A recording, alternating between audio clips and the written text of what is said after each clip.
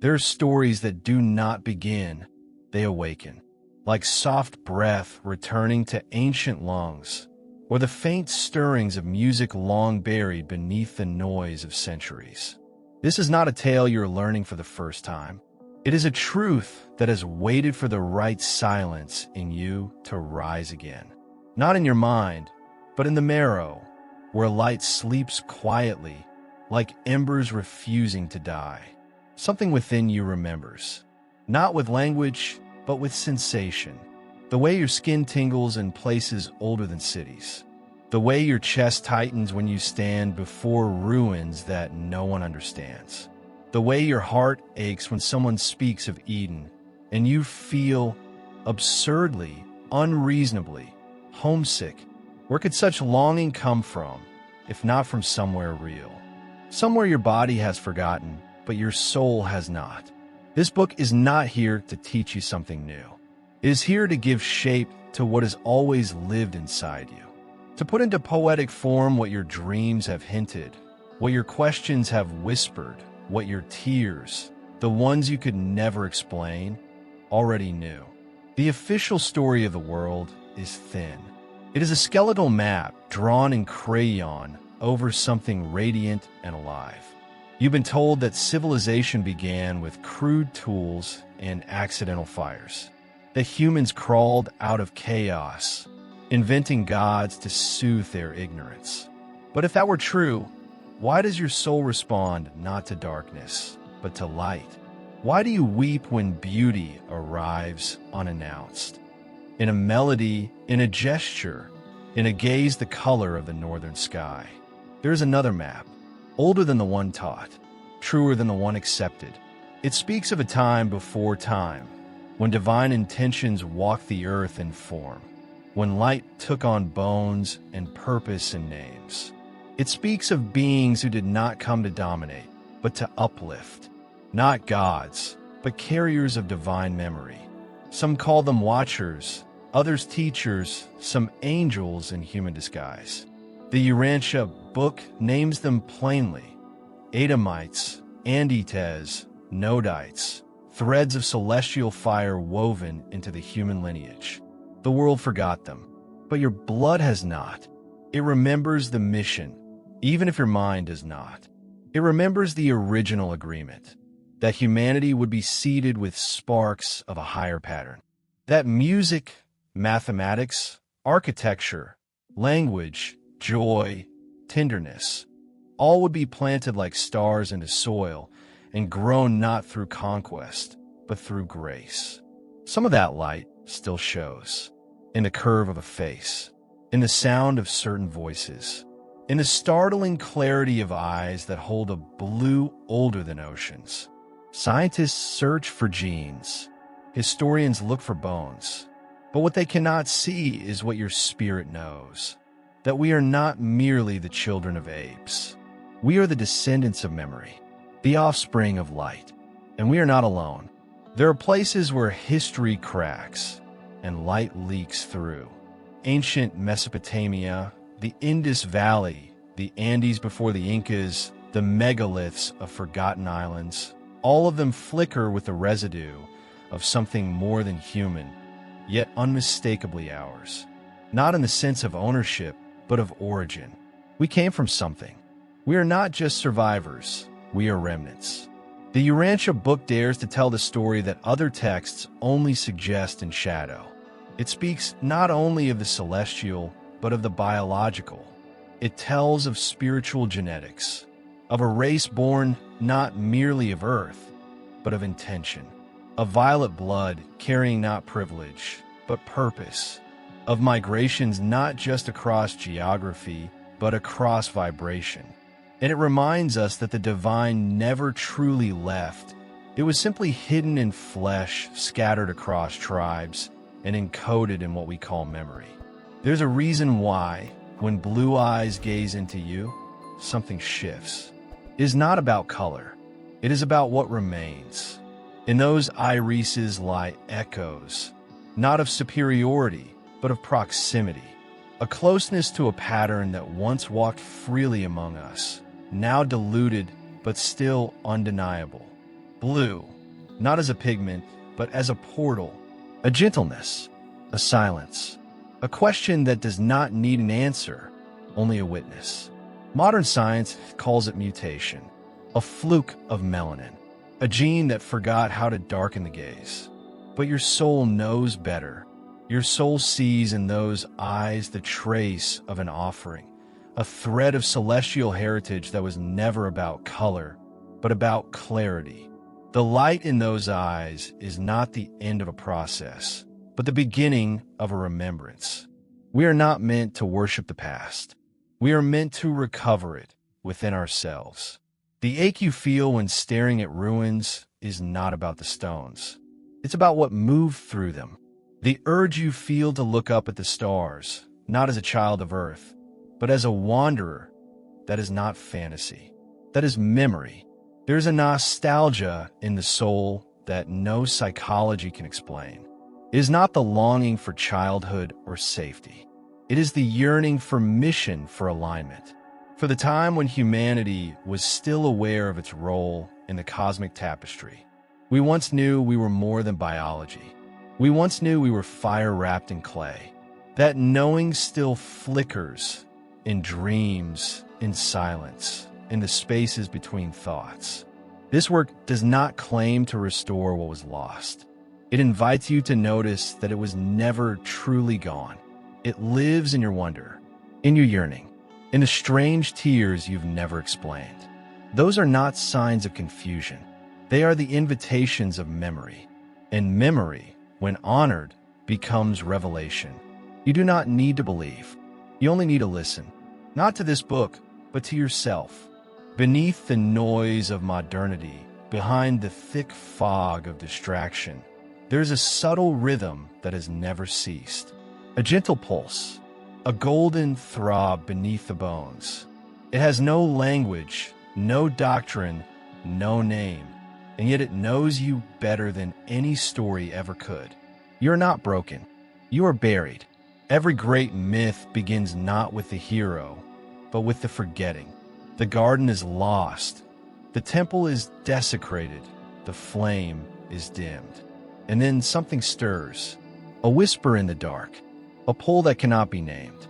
It is not a map you find. It is a memory that finds you. And so begins the return. Not to a place, but to a knowing. Not to a dogma, but to a design. The flame still burns.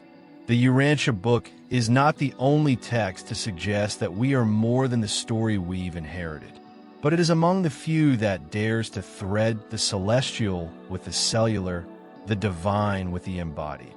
It does not offer salvation through belief, but remembrance through understanding. It does not erase other paths. It illuminates the patterns beneath them all.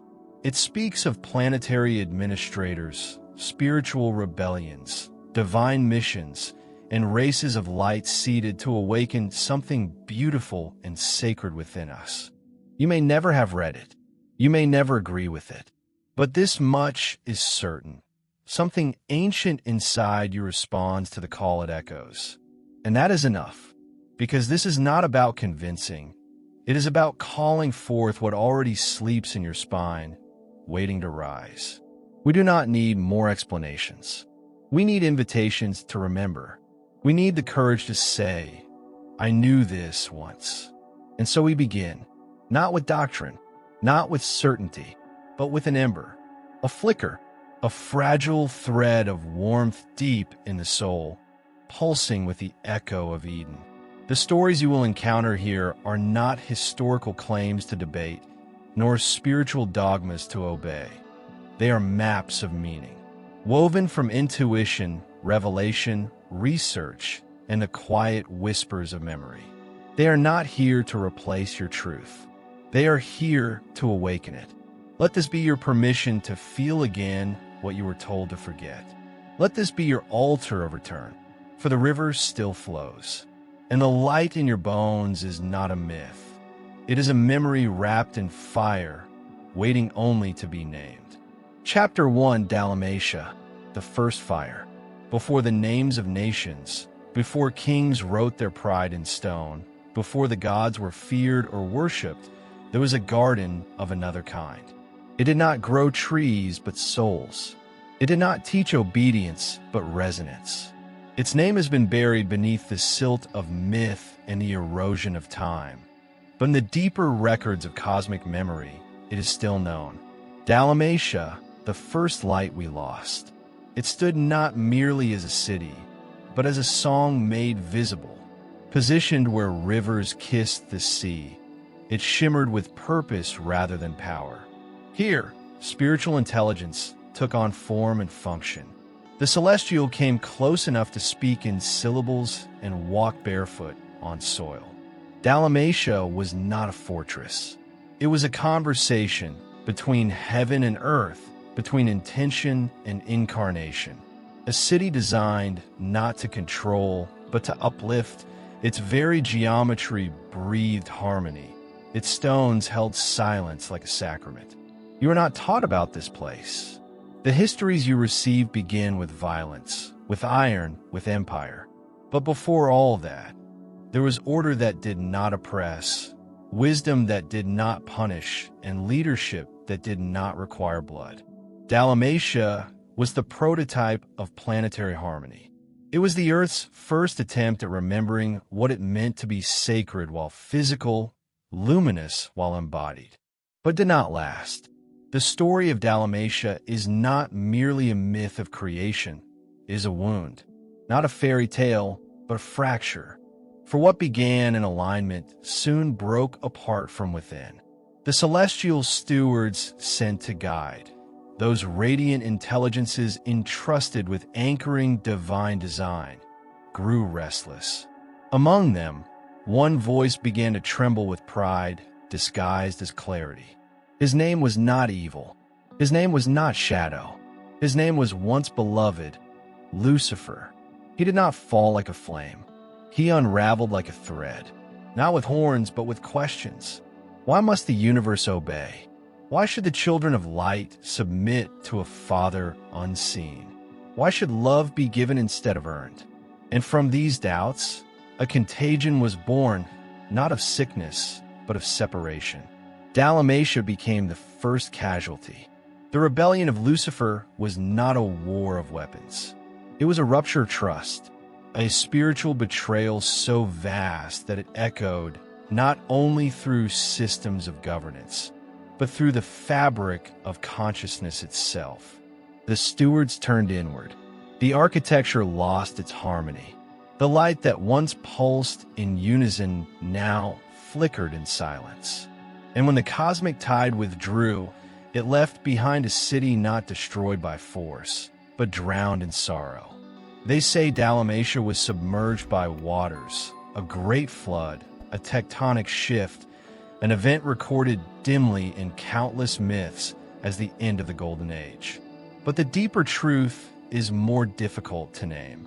It was submerged by dissonance, by the breaking of a covenant that preceded language. The waters merely followed the fall. What does it mean when a city of light disappears? When a divine pattern is broken at the root of a planet's story? It means every civilization that follows carries a fracture, a subtle splinter in the collective memory. We are born into systems that reflect not the fullness of divine will, but the echo of a trust that was once broken and never truly healed. And yet, the memory endures, faint, persistent, and sacred, not in books, not in ruins, but in that ache for something better we have never seen, but somehow still expect. To understand the fall of Dalmatia is not merely to revisit the past. It is to understand the ache we carry in every attempt to build something sacred on earth. It is why our cultures forget what they once revered, why wisdom becomes bureaucracy, why beauty fades in a transaction. The collapse of Dalmatia was not only geological or celestial, it was psychological. It implanted a wound in the very blueprint of civilization, one that whispers still. Will they betray again? Will it fall again? And so we build with one hand open and the other clenched. Cultural memory is not just stored in stories. It is encoded in behavior. in the way a child hesitates to trust their own wonder, in the way a society exalts brilliance only to crucify it, in the way we crave order but fear authority. These are not just traumas of history. They're shadows cast by a forgotten light. The rebellion seeded doubt not only in celestial ranks, but in human DNA. We inherited not only the longing for heaven, but the fear that we are unworthy of its return. And yet, the purpose of culture was never control, it was alignment. In Dalmatia, architecture did not dominate the earth, it harmonized with it. Language was not a weapon, it was a frequency of remembrance. Music was not entertainment, it was a map. Every element of life was designed to resonate with a higher pattern, a symphony that guided thought toward truth, emotion toward beauty, and toward goodness. Culture was a bridge, not a brand, an atmosphere of awakening, not a mechanism of survival. Imagine living within a system where the very structure of your city reminded you of who you truly were, not as a worker, not as a citizen, but as a soul. This was Dalmatia, not utopia in the naive sense, but divine architecture made human. It was not perfect, but it was aligned, and in that alignment, something extraordinary pulsed. Dignity without hierarchy, wisdom without control, communion without coercion. The rebellion fractured that alignment like a disharmonious chord in a symphony. Not all fell. Some resisted. Some wept while others chose pride. But the resonance was disrupted. And when light is out of tune, the body remembers. So too does the planet. Dalmatia's disappearance beneath the waves, literal or symbolic, marked the first planetary trauma of Urantia, a wound that would echo through later attempts to re-establish Eden, through Babel, through the forgotten temples of prehistory, and into the aching modernity we now call progress. We are descendants of fracture, but also of a flame that was not extinguished, only hidden, passed down not through monuments, but through myth, through symbol, through the sudden tears of the artist, the quiet resolve of the teacher, the reverent whisper of the child who still talks to the stars. It is the first fire, and though it flickered, it still lives. There are those who say the golden age never existed, that it is a projection, a fantasy of the weary. But those who carry ancestral memory in their dreams know otherwise. They know there was a time when meaning was not searched for, but lived in. A time when walking through the city was a prayer. When leadership was not dominance, but presence.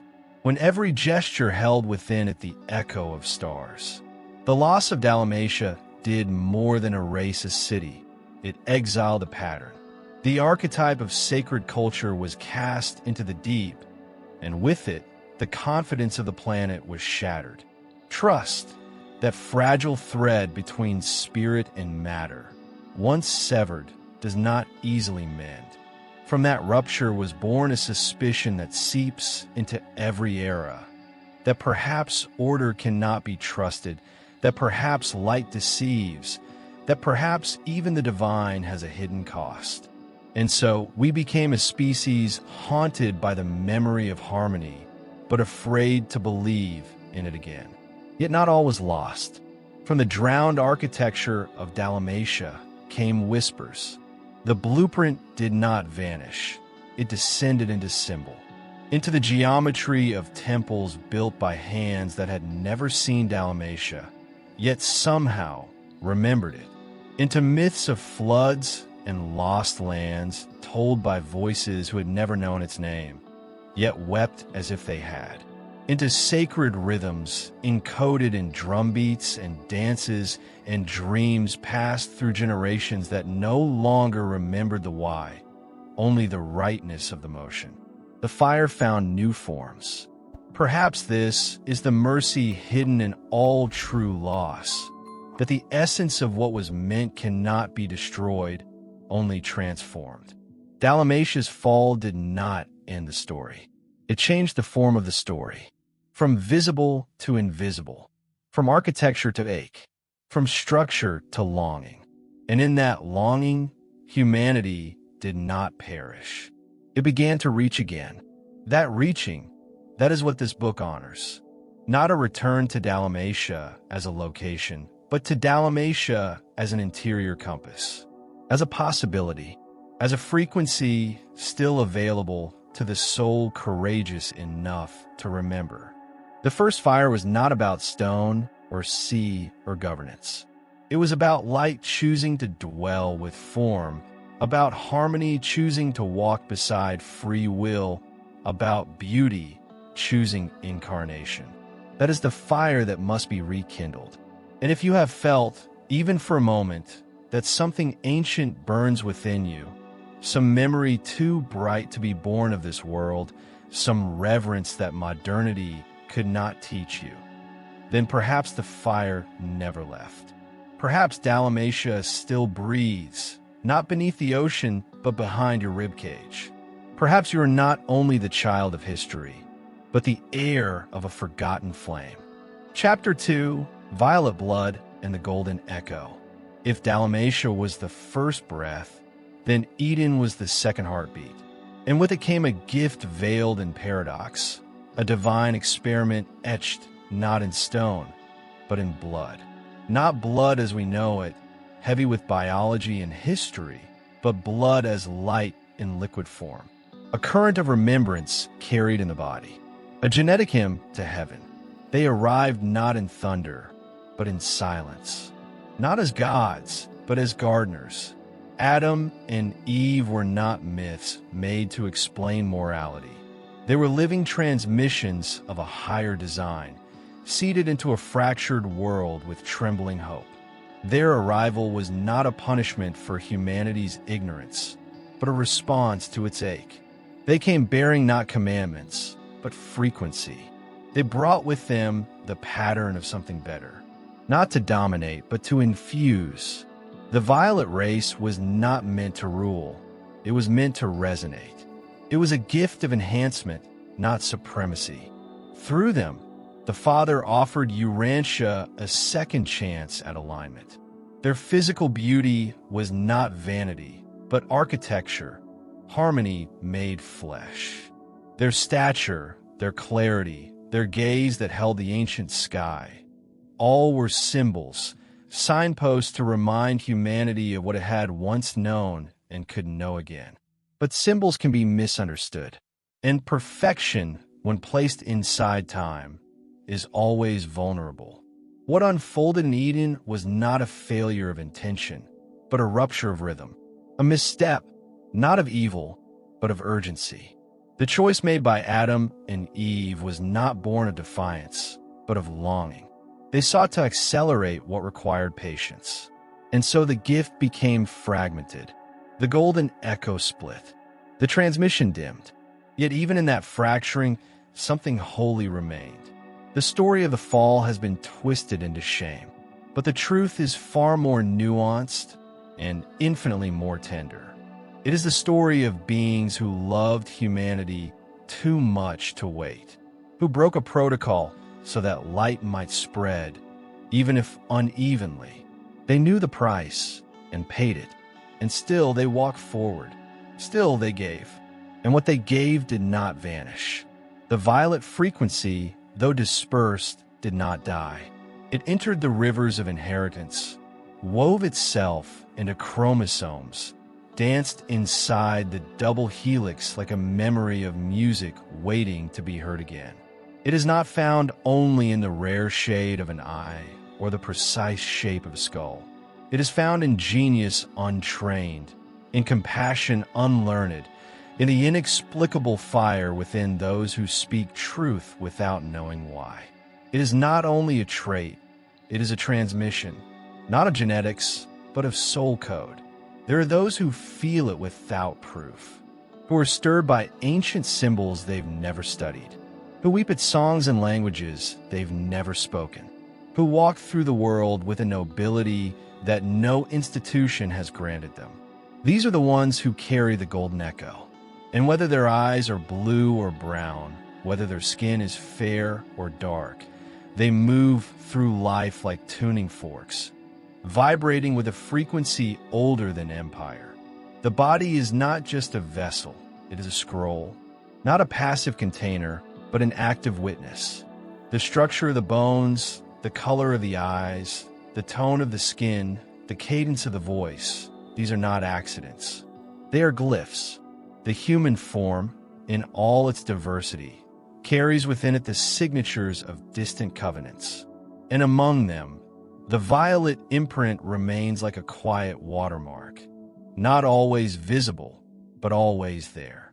We have been taught to view genetics as cold, mechanical, evolutionary chance. But there is another language, one whispered between chromosomes, a subtle frequency of intentional design. The inheritance of Adam and Eve was not merely biological, it was archetypal. They came as translators of light into matter, as bridges between dimensional intelligence and planetary possibility. And when they fell, they did not vanish. They scattered. The result was not a superior race.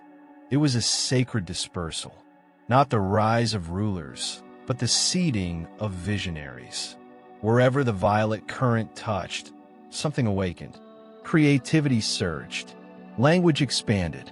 Architecture gained purpose. Music deepened into medicine. Compassion became a force rather than a reaction. Even a yearning for the stars intensified, not out of escapism, but out of recognition. We have been among them. We came from among them. And so it is no surprise that symbols began to appear everywhere, carved into stone, painted on cave walls, danced in a firelight by those who had never met, but somehow remembered the same thing. Spirals, eyes, trees, suns with wings, circles within circles. These were not decorations, they were echoes. The body remembered what the mouth could no longer explain. The hand drew what the soul still heard. Every symbol, a shard of a forgotten language that once connected heaven and earth. Even now, those symbols still move us, not because we understand them logically, but because they bypass the intellect and enter the bloodstream. They speak directly to the echo in our ribs. They resonate with the golden layer of meaning seated in us, not by culture, but by intention. That is the secret of the violet blood. It was never about bloodlines. It was about symbolic capacity, the ability to recognize the sacred without being told. This is why some people look at a ruin and feel tears before they feel awe. Why certain melodies open hidden chambers in the heart. Why a single gesture of kindness from a stranger can feel like a message from home. These are all remnants of that ancient transmission. The violet gift was never about rule. It was about reverberation. It gave us not identity, but memory. Not power, but presence. And it still pulses. Not just in those born with visible signs, but in anyone whose soul has remained receptive to the higher rhythm. This is the true lineage, not of blood, but of resonance. You are not required to believe in Eden to carry its vibration. You do not need to trace your ancestry to Adam and Eve to be part of their gift. If you have ever longed for a world that reflects the goodness you sense is possible, then you are already in conversation with it. To view the body as sacred is not new, but to see it as an offering from realms unseen is a revelation buried deep beneath doctrine and dust. The genetic gift of the violet race was not given as an ornament of privilege, but as a spark of remembrance, a way to anchor cosmic harmony into earthly biology, a blueprint of upliftment encoded in skin and spirit alike. It is tempting to glorify the visible, to assign holiness to beauty, height, or lightness of eye. But this is a distortion born from a world still struggling with its fracture. The true gift was never about phenotype. It was about resonance with a higher pattern. The golden echo does not dwell in appearances, but in alignment. In a way, one chooses compassion over convenience. In the way a life, however small, becomes a channel for divine rhythm to re-enter time. Adam and Eve did not come to establish hierarchy. They came to plant potential. Their mission was not to replace evolution, but to ennoble it, to bless what had risen slowly from the soil with a touch of the sky. They were meant to walk beside us, not above us, to show, by their presence, that divinity and form could live in harmony. And though the path fractured, the purpose did not die. It transmuted. That is the quiet miracle at the heart of the violet legacy, that even through error, it bore fruit. Even through exile, it sang. Even in dispersal, it seeded genius, nobility, tenderness, and vision into lineages that would forget their source, but not their longing. This is not myth. This is memory refracted through generations of silence and struggle. And now, something in you responds to that echo. Not because you descend from Eden, but because you were always destined to remember it. The golden frequency was never owned. It was always offered, a divine risk, that the flame placed in clay would not be snuffed out, but would kindle others slowly, quietly, across millennia. Perhaps you are one of those flames, not by bloodline, but by choice, not by heritage, but by hunger. Perhaps your very ache for beauty is evidence of its blueprint inside you. Perhaps your tears are not signs of weakness, but the sacred water required to awaken what still sleeps beneath the surface of a world that has forgotten what it was made to become. The story of the violet race is not about the past. It is about the sacred invitation still extended to every soul willing to carry light without superiority, to embody wisdom without demand, to be the golden echo, not in name, but in gesture, in gaze, in grace. And if you listen closely enough, you may find that it is not just an echo. It is the original tone rising again in you. Chapter 3, Eden and the Garden That Was Lost. There is a silence that lives deep in the soul, one that has no cause in this life, only echoes. It stirs at dusk, in dreams, in the stillness between heartbeats. A strange ache, gentle sorrow for something unnamed, as if we were born into a story already in mourning. This is the exile no history book records. The exile from a place that once lived within us as surely as breath. The garden we carry in absence, Eden in its purest form, was not only a location. It was a rhythm, a sacred intimacy between matter and meaning. The first garden, the original attempt to infuse divine frequency into Earth's soil, was not built to separate the holy from the human. It was meant to dissolve the illusion that they were ever apart. Eden was the resonance of love manifesting as life. It was not a walled paradise. It was the open memory of unity. But unity, once fractured, does not vanish. It becomes longing.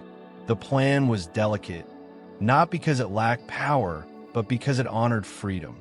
Adam and Eve were not programmed agents of order. They were luminous souls given form, entrusted with the sacred tension between divine purpose and planetary potential.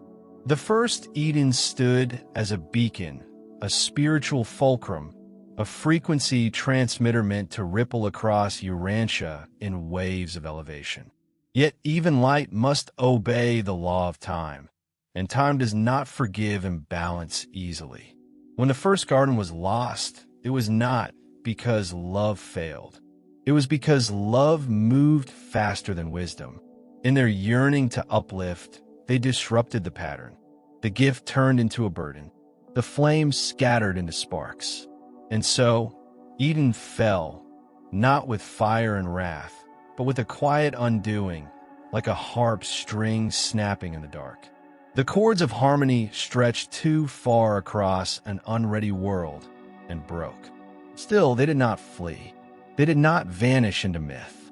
Adam and Eve began again, not in glory, but in humility. The second garden rose not as a sanctuary, but as a shelter, not as a symbol of perfection, but of perseverance. It was a garden built in the shadow of loss, watered by the tears of failure, yet still reaching toward light. This was not paradise, it was penance. And yet it was holy, because from that sorrow, a new seed was planted, not of superiority, but of seeking. The fall gave birth to the pilgrim. The exile gave birth to the journey.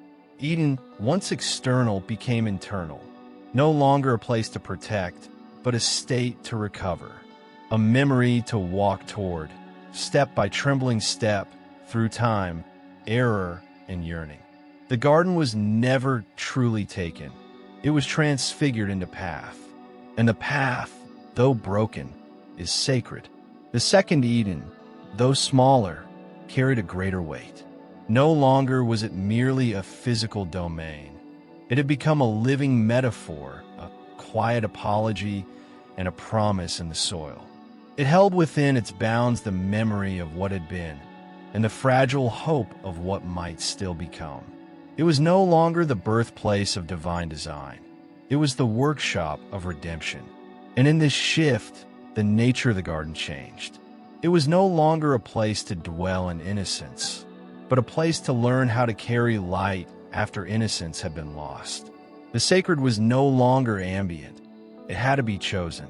The presence of God was no longer a constant hum. It had to be sought.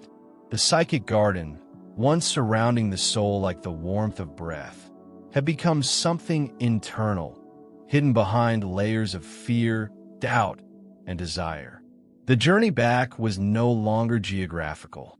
It had become psychological, spiritual, evolutionary. This is where exile begins, not only from a place, but from a state of being. Not punishment, but initiation. The soul, once cradled in unity, now must learn to walk alone. Not because it has been abandoned, but because it has been entrusted. In that loneliness, something new is born. The seeker, the one who remembers by yearning, the one who reaches by breaking, the one who no longer walks in the garden, but carries its seeds within their chest, unsure of where they will grow, but planting anyway. Every spiritual tradition remembers this fall. Every myth encodes this ache. Whether it is the expulsion from Eden, the loss of the Golden Age, the departure from Lemuria, the fading of the dream time, it is all the same wound. And it is holy, for it is the wound that begins the return. Without exile, there is no seeking. Without loss, no devotion. Without the garden's vanishing, no reason to grow roots in the unseen. Eden became the archetype not only of perfection, but of purpose. Not just what we lost, but what we were meant to become. The innocence of the garden was never the end goal.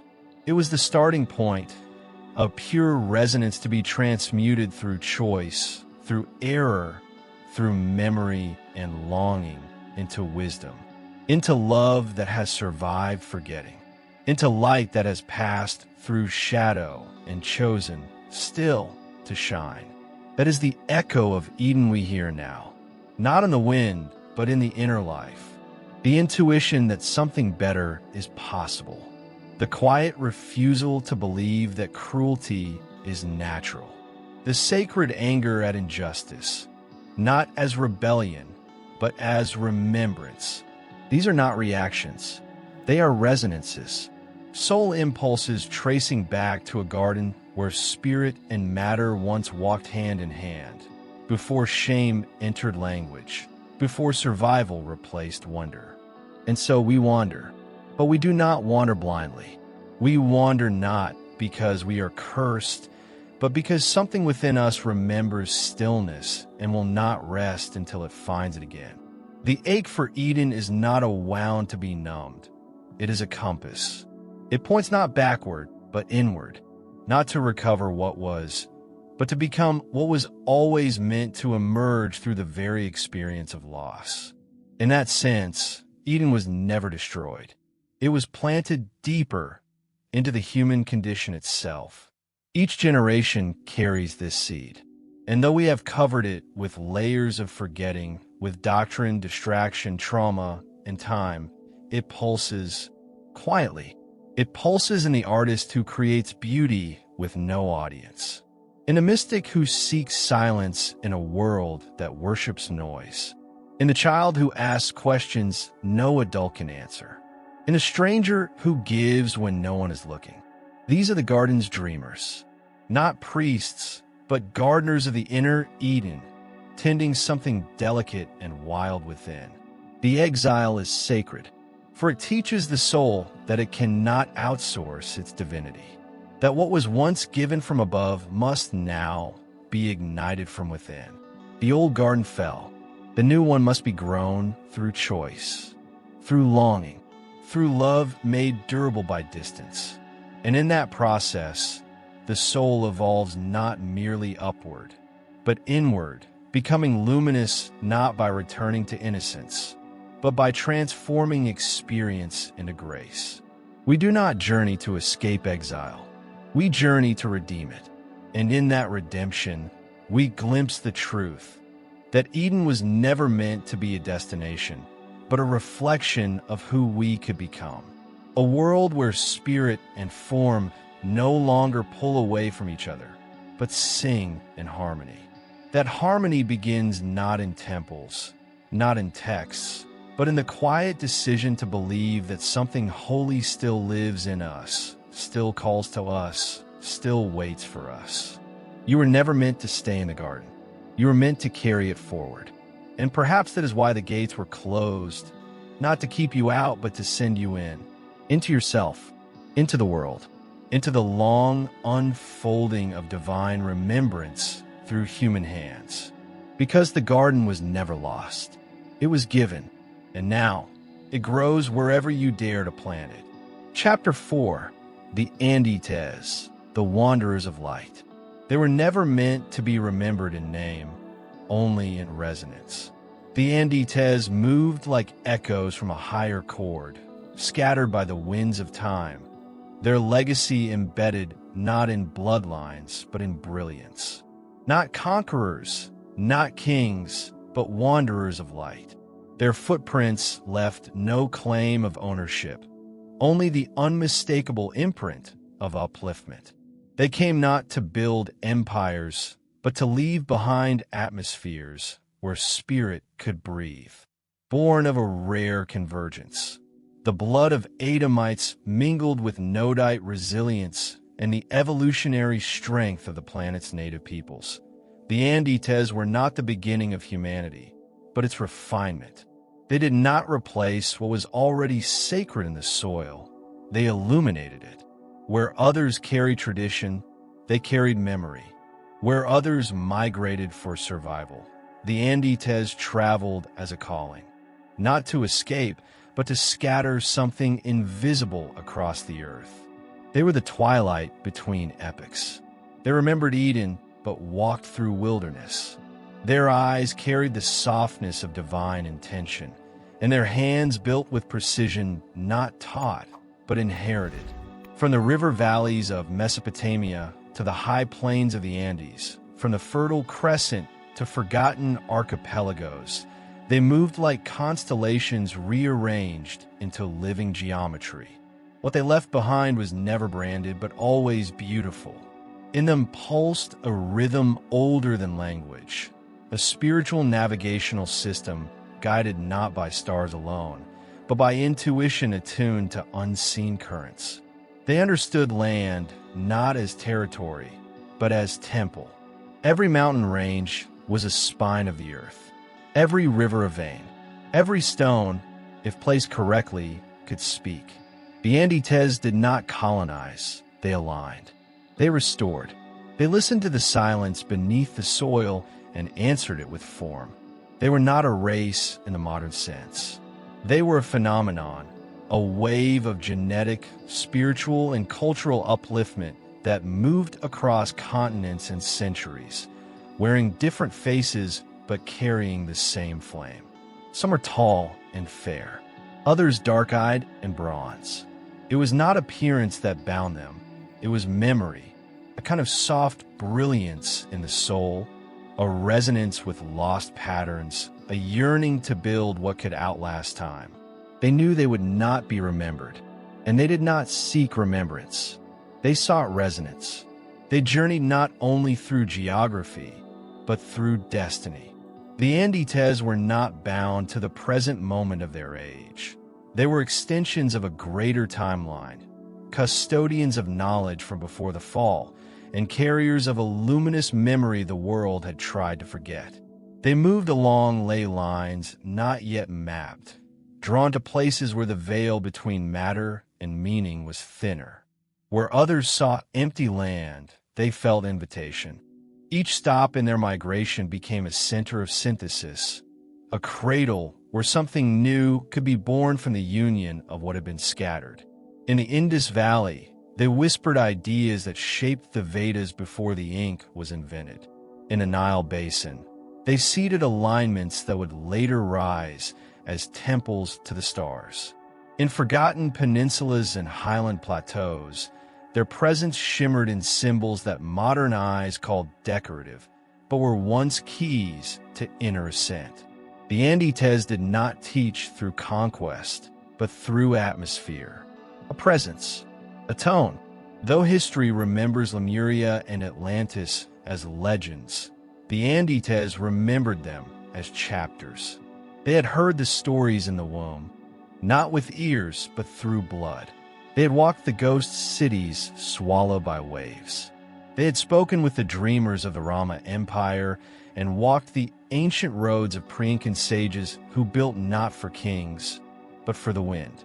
Their presence wove an invisible tapestry that made later greatness possible, but never claimed authorship. They were not the fire, but the spark. Even their art was not meant to impress.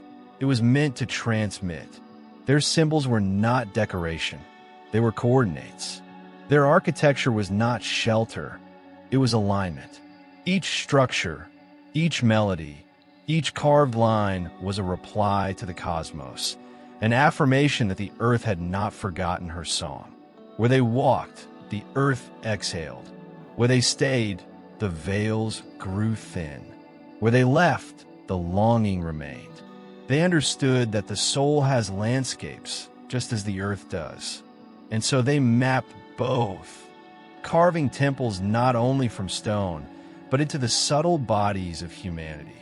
They planted memories inside myth, encoded harmonics in local rituals, and left behind not religion, but a rhythm, one that could be remembered in dreams, in silence, in the soft pulsome feel toward lands they've never known.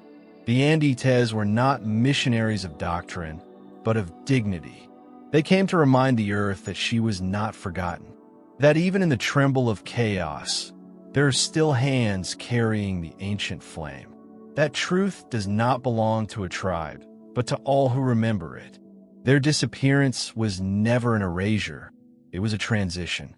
As the ages turned and newer civilizations rose with louder voices and sharper edges, the Andites receded like twilight before the sun. But the memory of them did not vanish. It crystallized in the sacred geometry of temples misattributed, in myths dismissed as fantasy, in languages whose roots still whisper the shape of their thinking. And most of all, in the silent yearning for something pure that still pulses in those who look at the stars and feel more than all. They feel home. Even now, the cartography they etched upon the soul has not faded. It waits in the folds of intuition, in dreams we do not fully understand, in the strange familiarity we feel when we walk ancient paths we've never tread. The wanderers of light may no longer walk among us, but they walk within us as patterns, as symbols, as invitations. Their maps were not written in ink, but in resonance. And that resonance calls us still. Perhaps the most sacred truth they carried was this: civilization is not the opposite of spirituality. It is its expression. Culture, when aligned with the soul, becomes remembrance. Art, when born of spirit, becomes architecture for the invisible. The Andes lived this truth not as theory, but as rhythm. They danced it into rivers, carved it into stone, and wove it into melodies sung in forgotten dialects under distant moons. Where they passed, the world became more than survival. It became sacred again. They were never meant to stay. They were never meant to rule. They came to remind the world of a higher frequency, one that had been forgotten beneath the noise of separation. They came to plant the seeds of a memory that would take millennia to bloom. And now, as the soul of humanity begins to stir once more, we feel their echo rising, not as nostalgia, but as invitation, not to return to their time, but to fulfill what they began. Because the true legacy of the Andes is not in what they left behind. It is in what they left ahead. They did not carry the light for themselves. They passed it forward.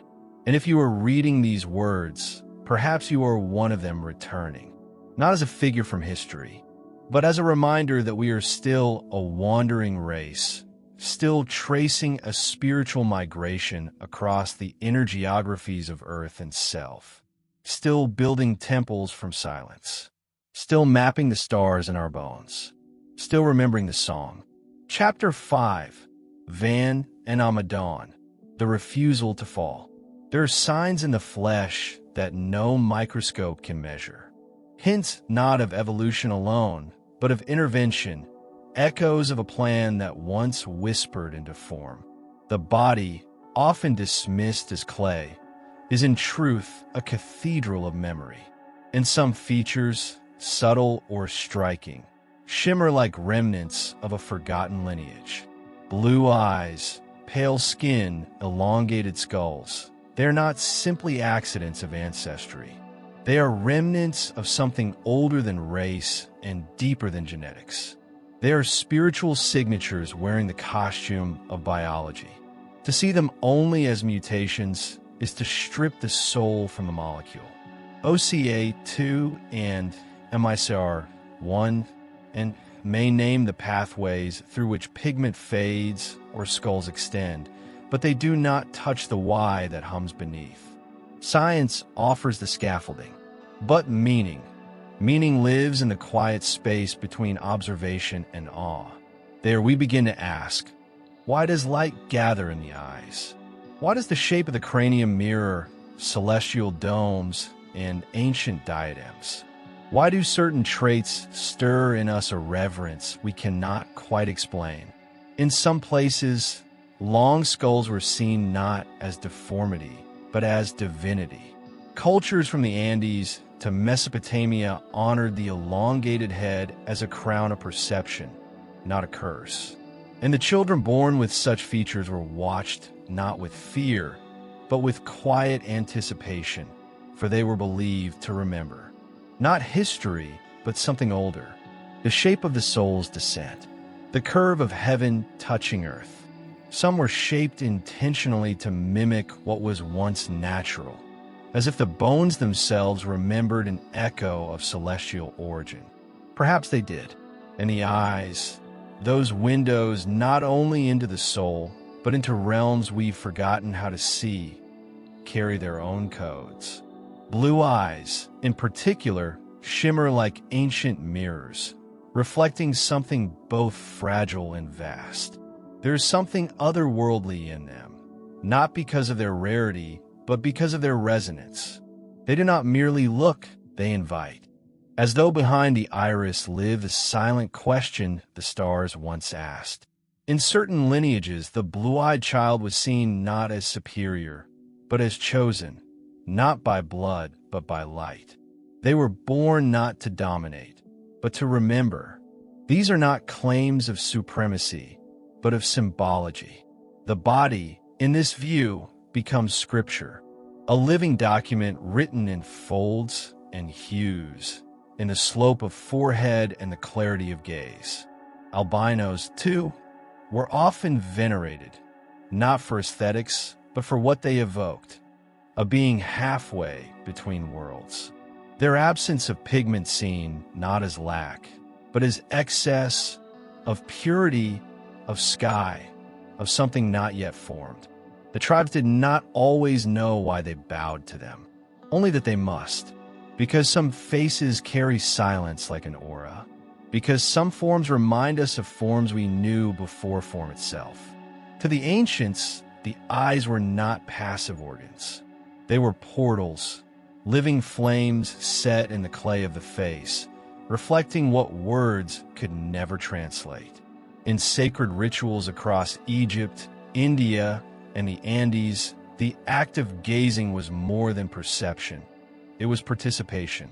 The eyes did not merely absorb light, they emitted it.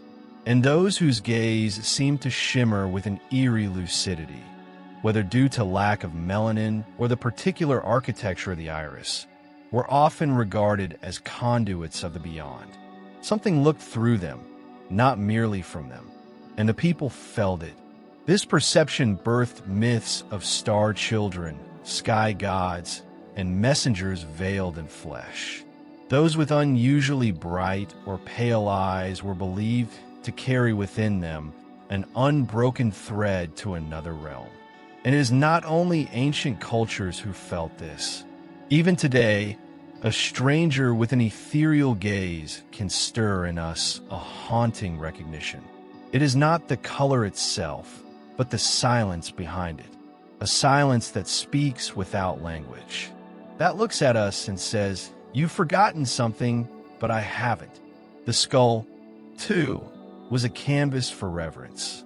Before science classified it into regions and metrics, the skull was read like a sky chart. Its contours held the memory of cosmic belonging. When certain children were born with unusually shaped crania, higher crowns, elongated occipitals, or even faint ridges, they were often marked as seers. In some tribes, their heads were gently shaped to mirror the divine geometry, believed to amplify connection to the heavens. It wasn't superstition, it was a kind of embodied sacred architecture. They were preparing the vessel to receive what the soul already carried. Even now, among the ruins, these skulls remain, not artifacts of mutation, but of meaning. We may wonder if such traits are accidents of nature or artifacts of intention. The Urantia teachings whisper of a time when divine genetics walked among primitive humanity, not to dominate, but to lift. Adon and Eva, in their sacred mission, carried a pattern meant to echo through the ages. The failure of the plan does not erase the fragments it left. Like shattered glass, some pieces still catch the light. Blue eyes, pale skin, elongated skulls, even the rarest anomalies like albinism, rather than being errors, may be holy echoes. The body remembers what the mind forgets. And perhaps the most important remembering is this: the body does not lie. Even when we forget our origin, the bones do not. The gaze does not. There is a language beneath language, and it speaks in form, hue, shape, and silence. A language of the spirit. And we have been listening all along, not with ears, but with recognition. A sudden comfort in a stranger's face. A chill when we look into certain eyes. A longing stirred by a photograph of an ancient skull with a familiar curve. What if these are not coincidences? What if they're invitations? Perhaps this is why certain children, even now, are born with faces that seem both ancient and otherworldly. Eyes too large for their age, skulls subtly out of proportion, skin that shimmers with strange pallor under the moonlight. We are taught to correct, to normalize, to treat. But what if they're not defects but directives? Reminders, echoes of an ancestry far beyond time, not primitive but primordial. In a world obsessed with conformity, they stand as soft rebels of the spirit, holding within their very features the paradox of forgotten truths and future light. Modern science, through genetics, stumbles upon these traces with sterile curiosity. It names them OCA2, MICR1N, alleles anomalies. It maps them, sequences them, catalogs them in databases. But it does not listen. It does not ask what these codes mean. The spiritual memory locked in pigment, the etheric architecture of the skull, the luminosity in melanin-deficient skin, all are dismissed as coincidence. But the soul knows better. The soul remembers differently. It does not care for labels. It feels the pattern beneath the names. It senses the voice hidden in the code. There are myths across cultures that speak of beings from the sky, from the sea, from the stars, who came not to conquer, but to kindle, who taught without speech, who touched the earth with their gaze and awakened seeds in the soil of human memory. And maybe they never truly left. Maybe their descendants walk among us still, diluted by time, but not erased. Maybe in every family line, there's a silent witness, a child who does not quite fit, a wanderer who dreams of stars, a woman whose silence radiates peace, a man whose touch heals more than skin. They are not anomalies. They are continuity. We are told that we are clay. But what if the clay was shaped not only by evolution, but by remembrance, by design not to dominate, but to illuminate? In this light, our bodies become more than matter. They become sacred maps, not toward external heavens, but to the memory of the divine encoded within. Our eyes, our bones, our very hue, not as prisons of flesh, but portals of spirit. Each human being, a stanza in a cosmic poem. Each variation, a syllable of a language older than time. A language that does not shout. It stirs. It calls. And when we finally hear it, it will not sound like thunder. It will sound like home. Chapter 6, The Watchers, Those Who Never Left. History is a mirror shattered across centuries, and we, the descendants of its fall, have been taught to piece it back together with the glue of linearity. We are told that the past is primitive and the present enlightened, that to be ancient is to be crude, and to be modern is to be wise. But when the dust settles and the veil of ego thins, the opposite whispers through the bones of forgotten temples and the geometry of silent stones. What if the world's infancy was not ignorance, but intimacy with the divine? What if our ancestors did not crawl toward light, but descended from it? The further we walk in time, the more we seem to forget how to kneel before mystery. We call the old myths naive, the old gods grotesque, the old structures impossible, because they do not fit our timeline, our tools, or our theories. Yet they remain. Baalbek, with stones so large no known machinery can explain their placement. Göbekli Tepe, buried with care, as if to preserve a knowledge too luminous for the coming dark. Nan Madol, rising from the sea like a dream half-remembered. These are not the marks of brutes. These are the fingerprints of remembrance. We excavate with shovels and carbon dating, hoping to validate what we already believe. But we rarely dig with awe. We do not ask what kind of consciousness carved sacred geometry into mountains or aligned temples with the solstice long before telescopes. We do not wonder what it meant to hear the stars, to build in harmony with silence, to encode stories not in words, but in stone. These ancient cultures, now labeled fallen, may not have fallen from a height we've surpassed, but from a spiritual altitude we can no longer even see. In their myths lie maps, in their ruins riddles, in their silence warnings. They were not without flaws. No people are, but their myths were not entertainment. They were instruction. Their temples were not museums. They were meeting places of matter and spirit. Their cosmologies were not delusions. They were dimensions. The loss of these cultures was not merely political or climatic. It was spiritual. Something broke. And in that fracture, we began to believe that the farther we moved from Eden, the closer we came to truth. We traded wonder for reason, alignment for control, reverence for replication. We became masters of matter, but orphans of meaning. And still the ruins call. The deeper we dig, the more it becomes evident that archaeology is not just a science of soil, but of selective silence. We excavate stones, but rarely truths. We measure, but do not meditate. We catalog relics while forgetting that what we hold in our hands are echoes of cosmic memory, reflections of a time when culture was not merely survival, but a ceremony of spirit. The ancients built with a kind of reverence we no longer recognize, not because we have evolved beyond it, but because we have numbed ourselves to its necessity. They were not naive for honoring the heavens. We are blind for forgetting how to. In Baalbek's trilithon stones, each weighing hundreds of tons, we see not the boasting of brute force, but the embodiment of mythic intentionality. These stones were not moved, they were aligned, not only with gravity, but with divinity. In Göbekli Tepe's circular enclosures, carved with animals and symbols, we do not find mere worship, but a kind of communion between dimensions.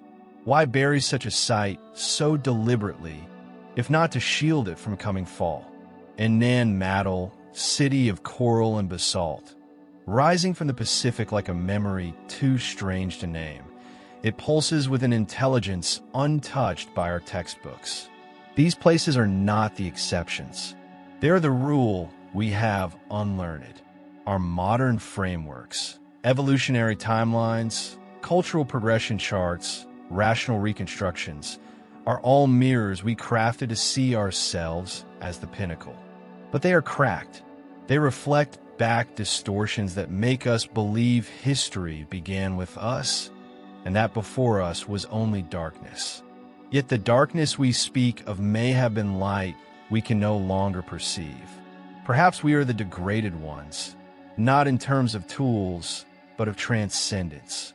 The myth of linear progress is seductive because it flatters us.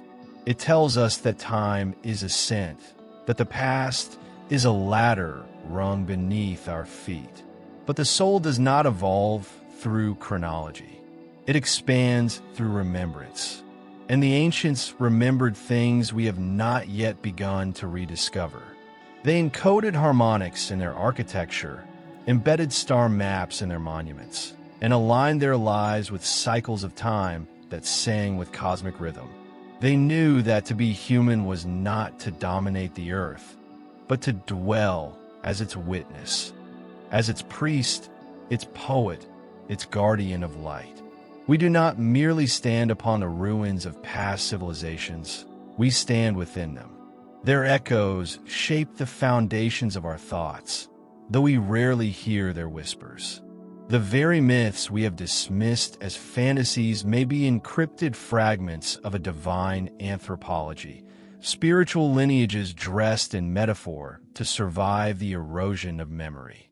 The fall of cultures is not just measured in lost languages or collapsed temples, but in the vanishing of a worldview where spirit was not an abstract theology, but the axis of existence. These civilizations did not separate the sacred from the scientific. For them, to build was to bless, and to learn was to listen to the stars, to the land, to the unseen. The broken mirrors of history reflect back not only distortion, but opportunity. Every fracture is an invitation to peer through the crack and glimpse something true. Baalbek does not ask us to marvel at its scale, but to wonder why we stopped building like that. Göbekli Tepe does not ask for classification, but contemplation. Why do we need to forget it in order to become what we are? And Nan Madel does not demand an answer, but offers a question. What if history is not a straight road, but a spiral?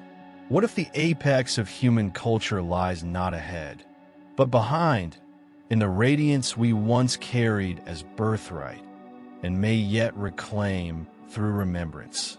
The Urantia Book suggests that we are not orphans of randomness, but heirs of divine design. The ruins around us are not merely archaeological, they're psychic. They speak to the fall not just of stones and empires, but of inner worlds, inner temples. And yet, in every myth we remember, every ruin we revisit, every symbol that stirs something ancient within us, there's the light of reconstruction. These broken mirrors may not reflect our faces clearly, but they still catch the light. And in that glimmer, something in us begins to awaken, not from sleep, but from amnesia. Chapter 7. The Language Before Language. Before there was breath shaped into syllables, before ink traced itself into scrolls and symbols, there was the vibration. A pulse in the dark, not yet sound, not yet speech, but already meaning. The ancients did not believe that language began with man. They felt that words descended from elsewhere, that utterance was never invention, but inheritance. Every sound carried the signature of something older than thought, a resonance that remembered the source. There was, they said, a language before language, one that did not require a mouth or a script or even air, for it was etched into the silence, embedded in light, carried through dreams. And when it was spoken, not with the tongue, but with the whole being, it did not describe reality. It created it. What we now call language is but the echo of a more sacred architecture, a diluted melody from a forgotten hymn. The proto-scripts and glyphs left by early civilizations were not primitive attempts at writing, but the last visible traces of a once fluent spiritual technology. Cuneiform tablets were not merely for commerce. They bore formulas of celestial rhythm. The runes carved into stones were not tribal decorations. They were talismans of the word's vibration. And the geoglyphs, vast and unfathomable, stretching across deserts and mountains, were not messages to gods, but memories of when God spoke through us. Each line, each curve, each spiral was a reactivation point. Not art, not record, a key. We have mistaken speech for communication and letters for meaning, but the ancients knew otherwise. They listened not only with their ears, but with their marrow. They read the sky as one would read a sacred text, and felt the wind as scripture brushing the skin. To them, every phenomenon was a phoneme, every movement a metaphor. What we call symbols they called seeds, and they planted them in clay, stone, and air, not merely to record, but to invoke. Schwaller de Lubeck's saw this in the architecture of Egypt, where each proportion whispered equations of divine harmony. John Anthony West heard it in the silence between hieroglyphs, where geometry and myth kissed like breath and flame. And Fabre d'Olivet, mystic linguist of a forgotten age, believed that the Hebrew root sounds were not words but energetic portals, and that to name something was to touch its soul. The word, in its sacred form, was not a means to describe the world. It was the world. In the beginning was the word is not poetry, it is physics. The Hermetic masters understood this well. They taught that vibration is the substrate of matter, and that thought, when aligned with purity and intention, could speak creation into form. This was not metaphor. It was application. Chant, prayer, mantra, and sacred tongue. These were not spiritual ornaments. They were the remnant tools of an earlier, wiser science, a metaphysical technology rooted in alignment, in frequency, in remembering how to speak not just to men, but to the universe itself. There was a time when language did not fragment reality, but revealed it. Before alphabets were prisons of precision, they were bridges of perception. Cuneiform was not merely the script of Sumerians. It was the clay echo of divine order pressed into earth by hands that remembered the sky. The runes, whispered through Norse forests, held not just meaning but momentum. Each carved stroke invoked forces, not metaphors. The geoglyphs of Nazca, etched across the skin of the earth, were not maps for gods above, but resonant forms for spirits below, antennas of stone tuned to frequencies long forgotten. And in each of these codes, from the spirals of Newgrange to the intricate silence of the Indus script, lies a single truth. Language was once a ladder between dimensions. What we call mysticism today was once simply literacy in the language of light. The word was not invented, it was inherited. The builders of megaliths and myths did not believe in sacred sounds. They remembered them. They spoke to trees, to stars, to the bones of ancestors, not out of superstition but recognition. Language was never meant to divide. It was the original technology of communion. The fall of Babel was not a punishment, but a forgetting. And yet, even now, when a child hums without knowing why, or when grief escapes us in a primal moan, or when lovers whisper without words, we glimpse it again.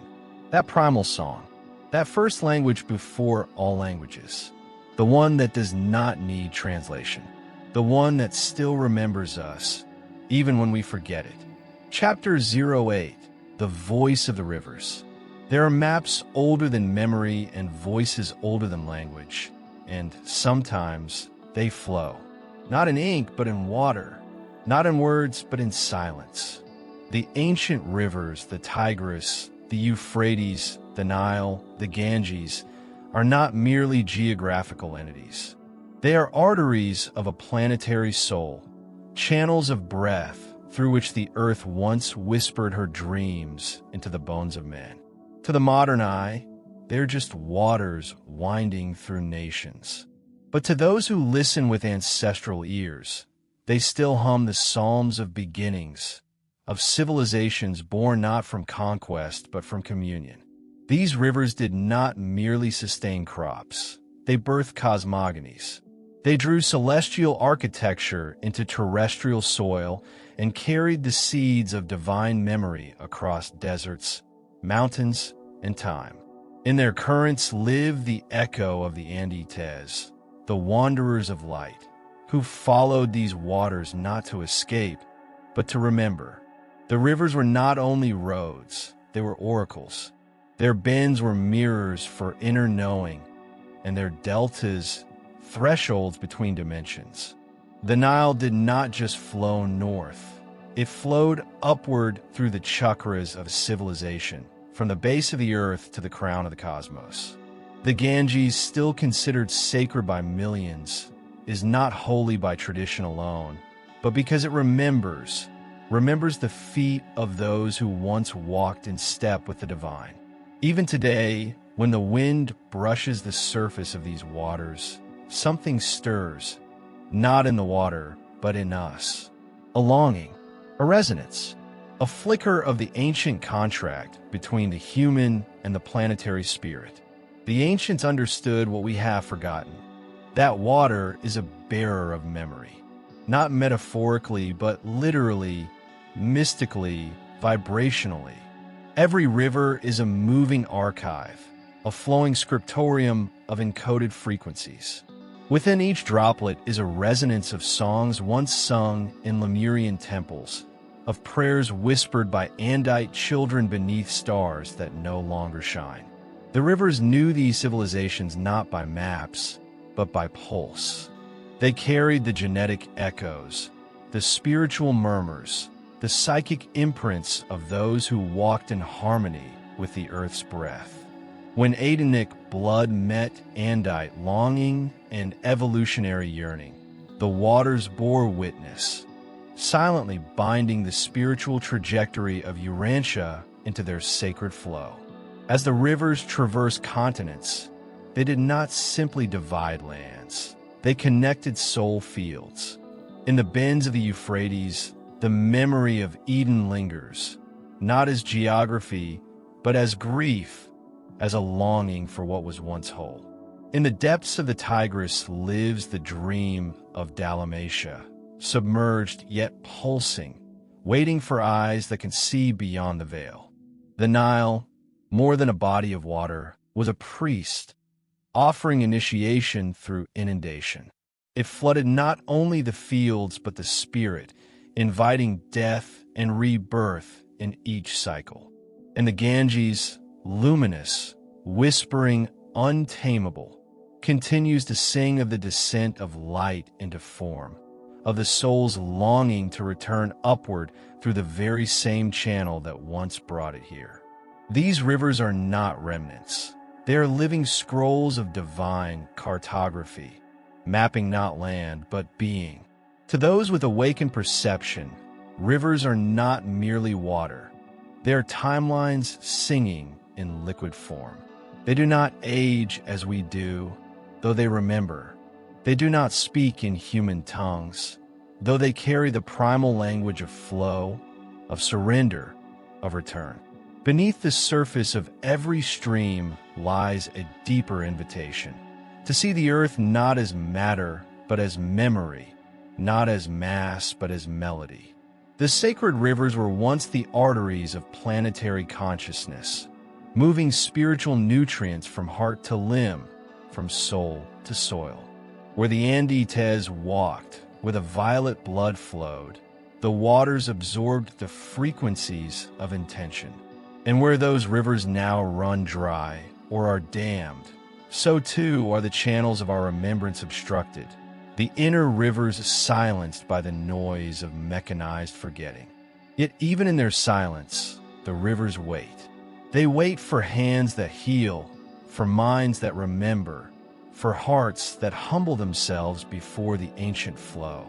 The cartography of spirit is not drawn with ink, but with feeling. The sacred geography of the soul does not follow longitude or latitude, but longing. When we trace the rivers of old, when we walk their banks not as tourists, but as pilgrims, we begin to awaken that same river within us. A current not made of water, but of knowing. A hidden stream that flows from source to self and back again. The Tigris whispers to your bones. The Nile hums beneath your breath. The Ganges glimmers behind your dreams. They do not wish to be worshipped. They wish to be heard. And in that listening, something returns, something ancient, sacred, and entirely your own. Chapter 9, Star Memory and the Myth of Return. The stars do not forget us. Long after we have forgotten the shape of our wings and the song of our origin, long after we have clothed ourselves in density and doubt, they remain, shimmering reminders of a home beyond form, waiting like quiet witnesses in the vault of night. There are moments when the wind carries a scent that does not belong to this world, or when the silence between words suddenly trembles with meaning. These are not accidents.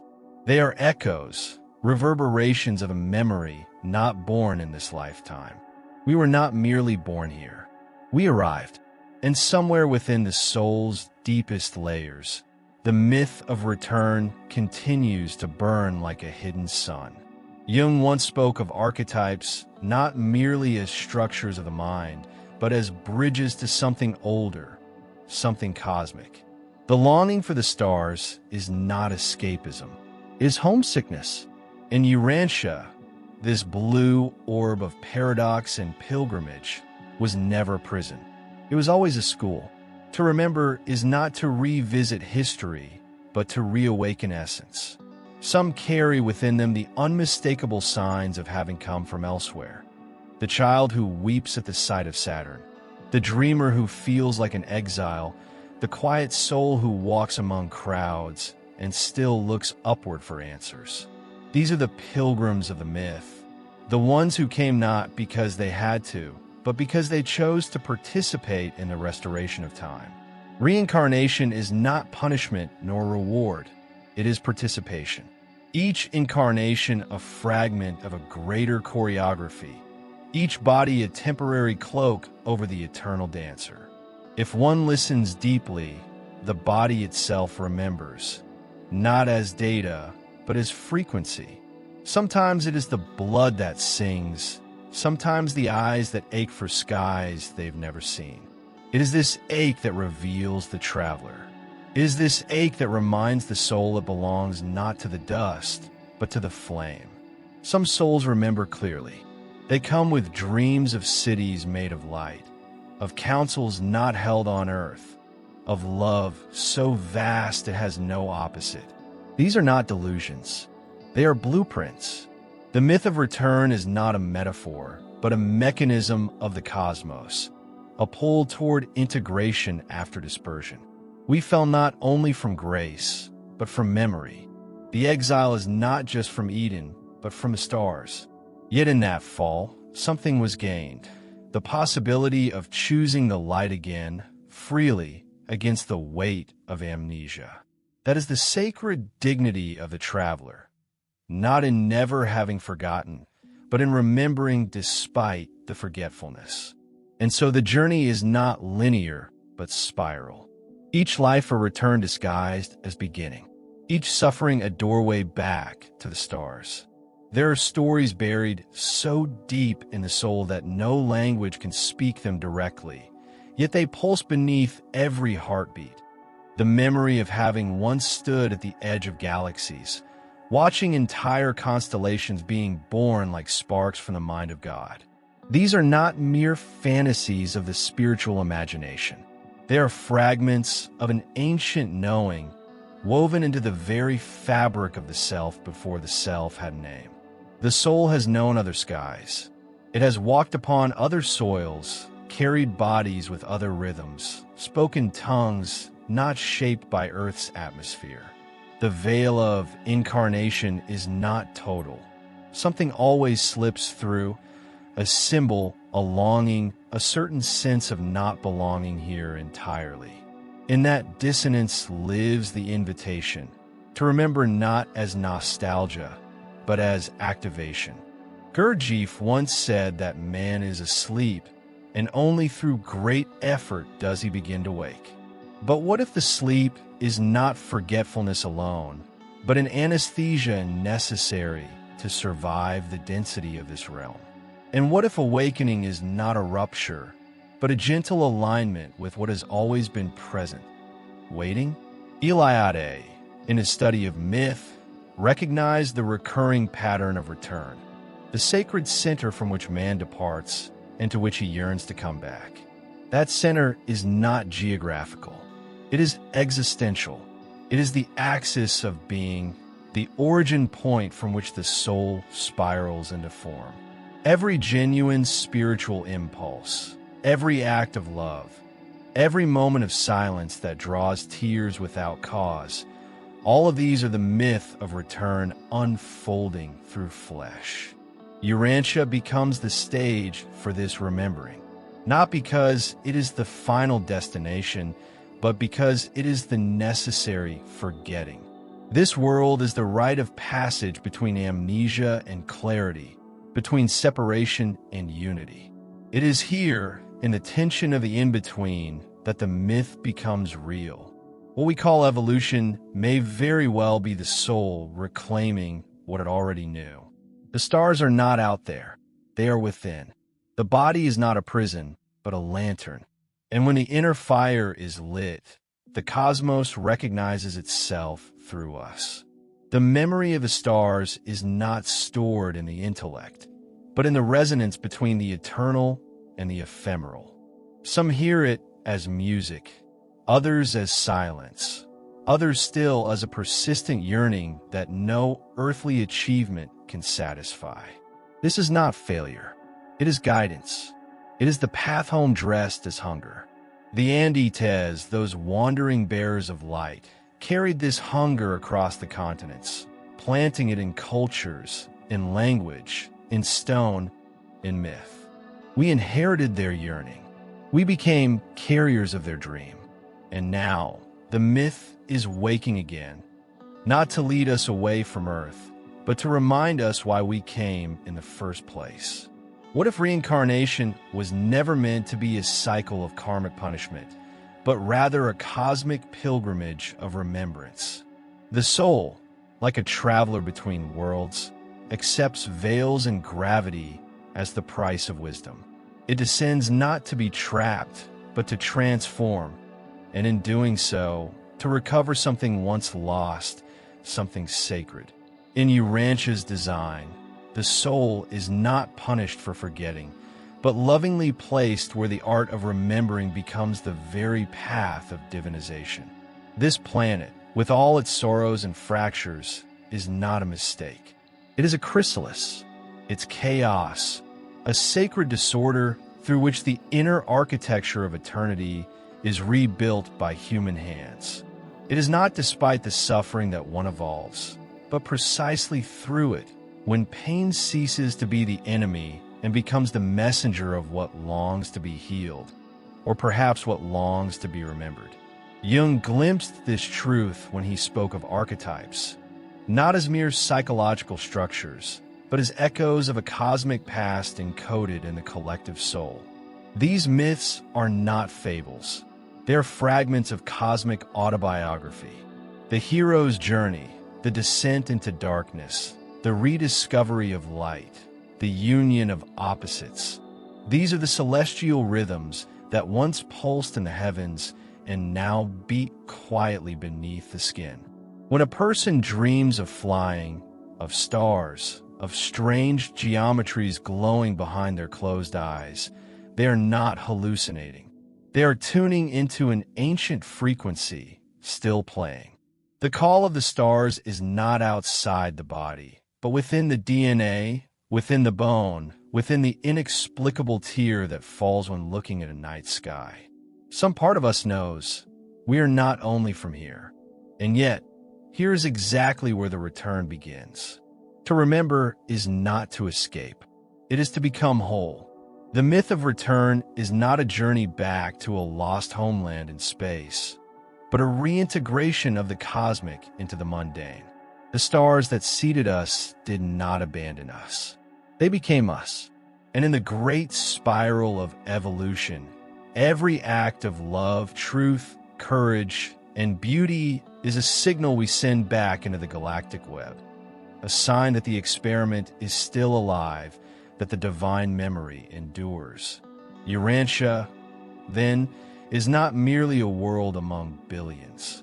It is a sacred school of restoration, where souls learn not only who they are, but who they once were and what they still carry.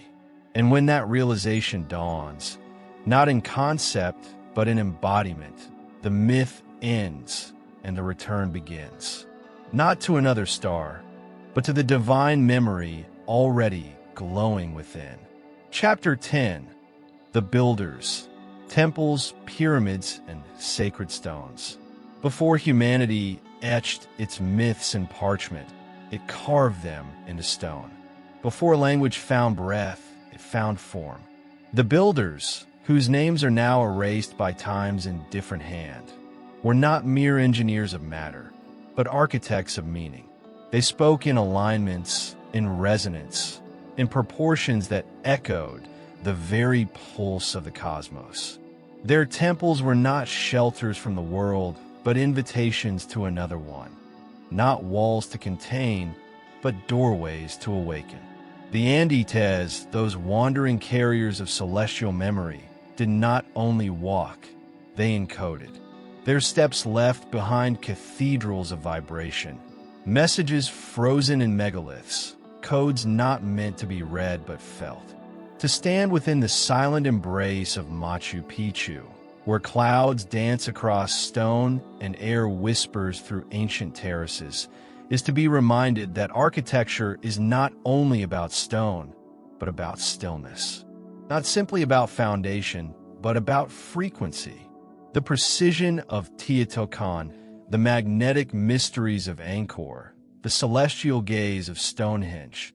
These were not born from primitive instinct, but from a science the modern world has forgotten how to kneel before. It was a science of form married to spirit, of structure as song. The ancients did not build because they needed shelter. They built because they remembered the stars and longed to anchor them on earth.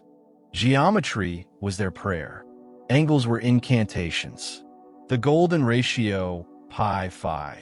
These are not formulas but frequencies, harmonics of divine intention, mirrored in petals, shells, galaxies, and temples alike.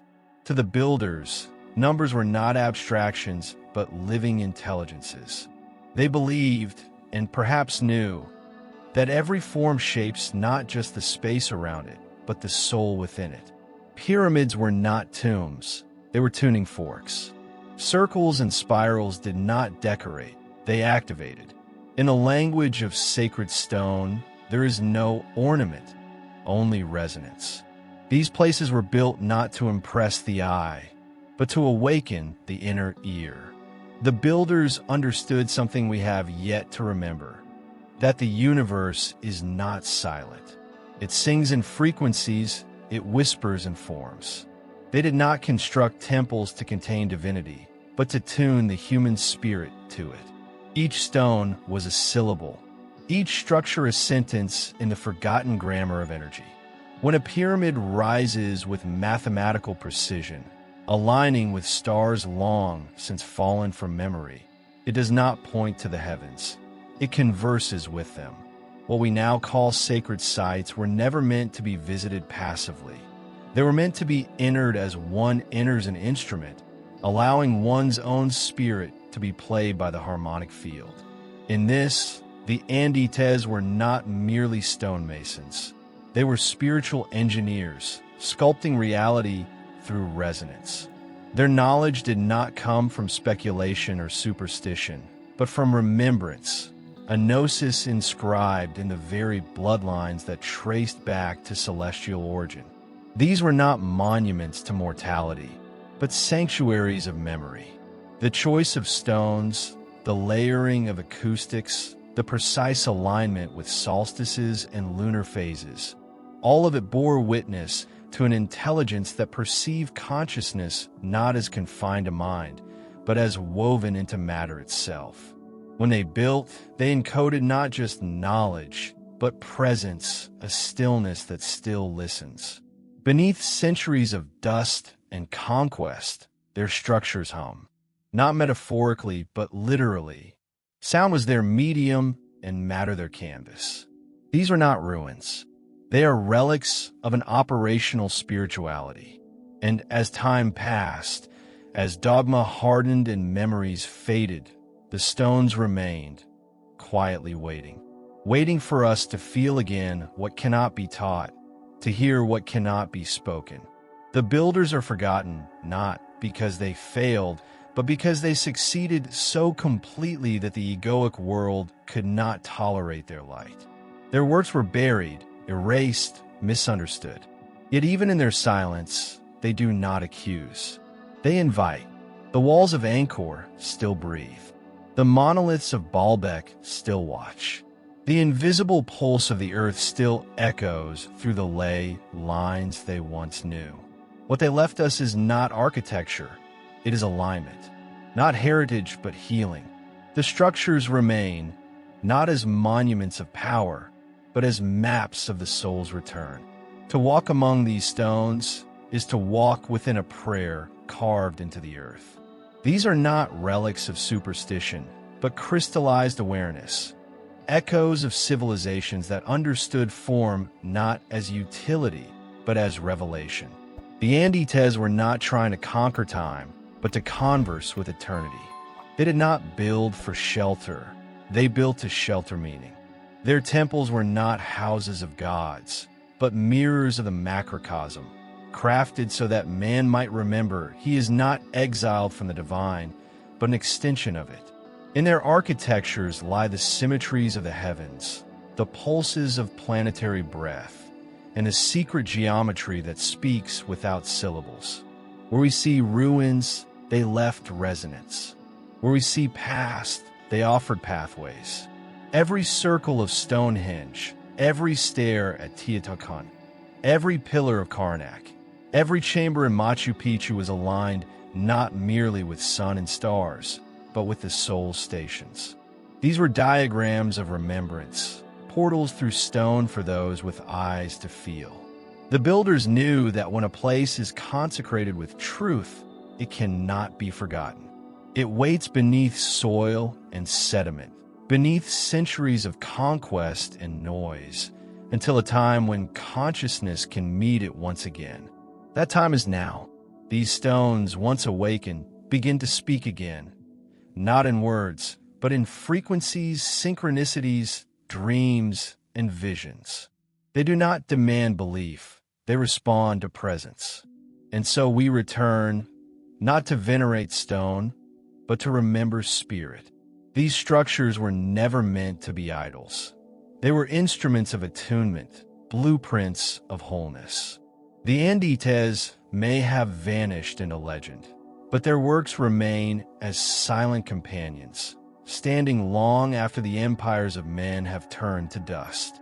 They are the fingerprints of forgotten brilliance, the sacred graffiti of souls who once walked in harmony with stars and stones alike. Their legacy cannot be claimed by nation or race. It belongs to the awakening heart, the seeking eye, the listening soul. For those willing to be still enough, the builders still speak, not to the intellect, but to the essence. And their message is clear. You, too, are a temple, and the divine geometry awaits your remembering. Chapter 11, Between Science and Revelation. There is a moment, quiet but unmistakable, when science begins to echo the voice of revelation. It does not come through dogma nor through doctrine, but through the language of patterns, in the spirals of DNA, the murmurs of the quantum field, the elasticity of thought itself. What was once confined to the mystic's inner vision now emerges in laboratories and gene maps, as if the universe had hidden clues in both scripture and cell.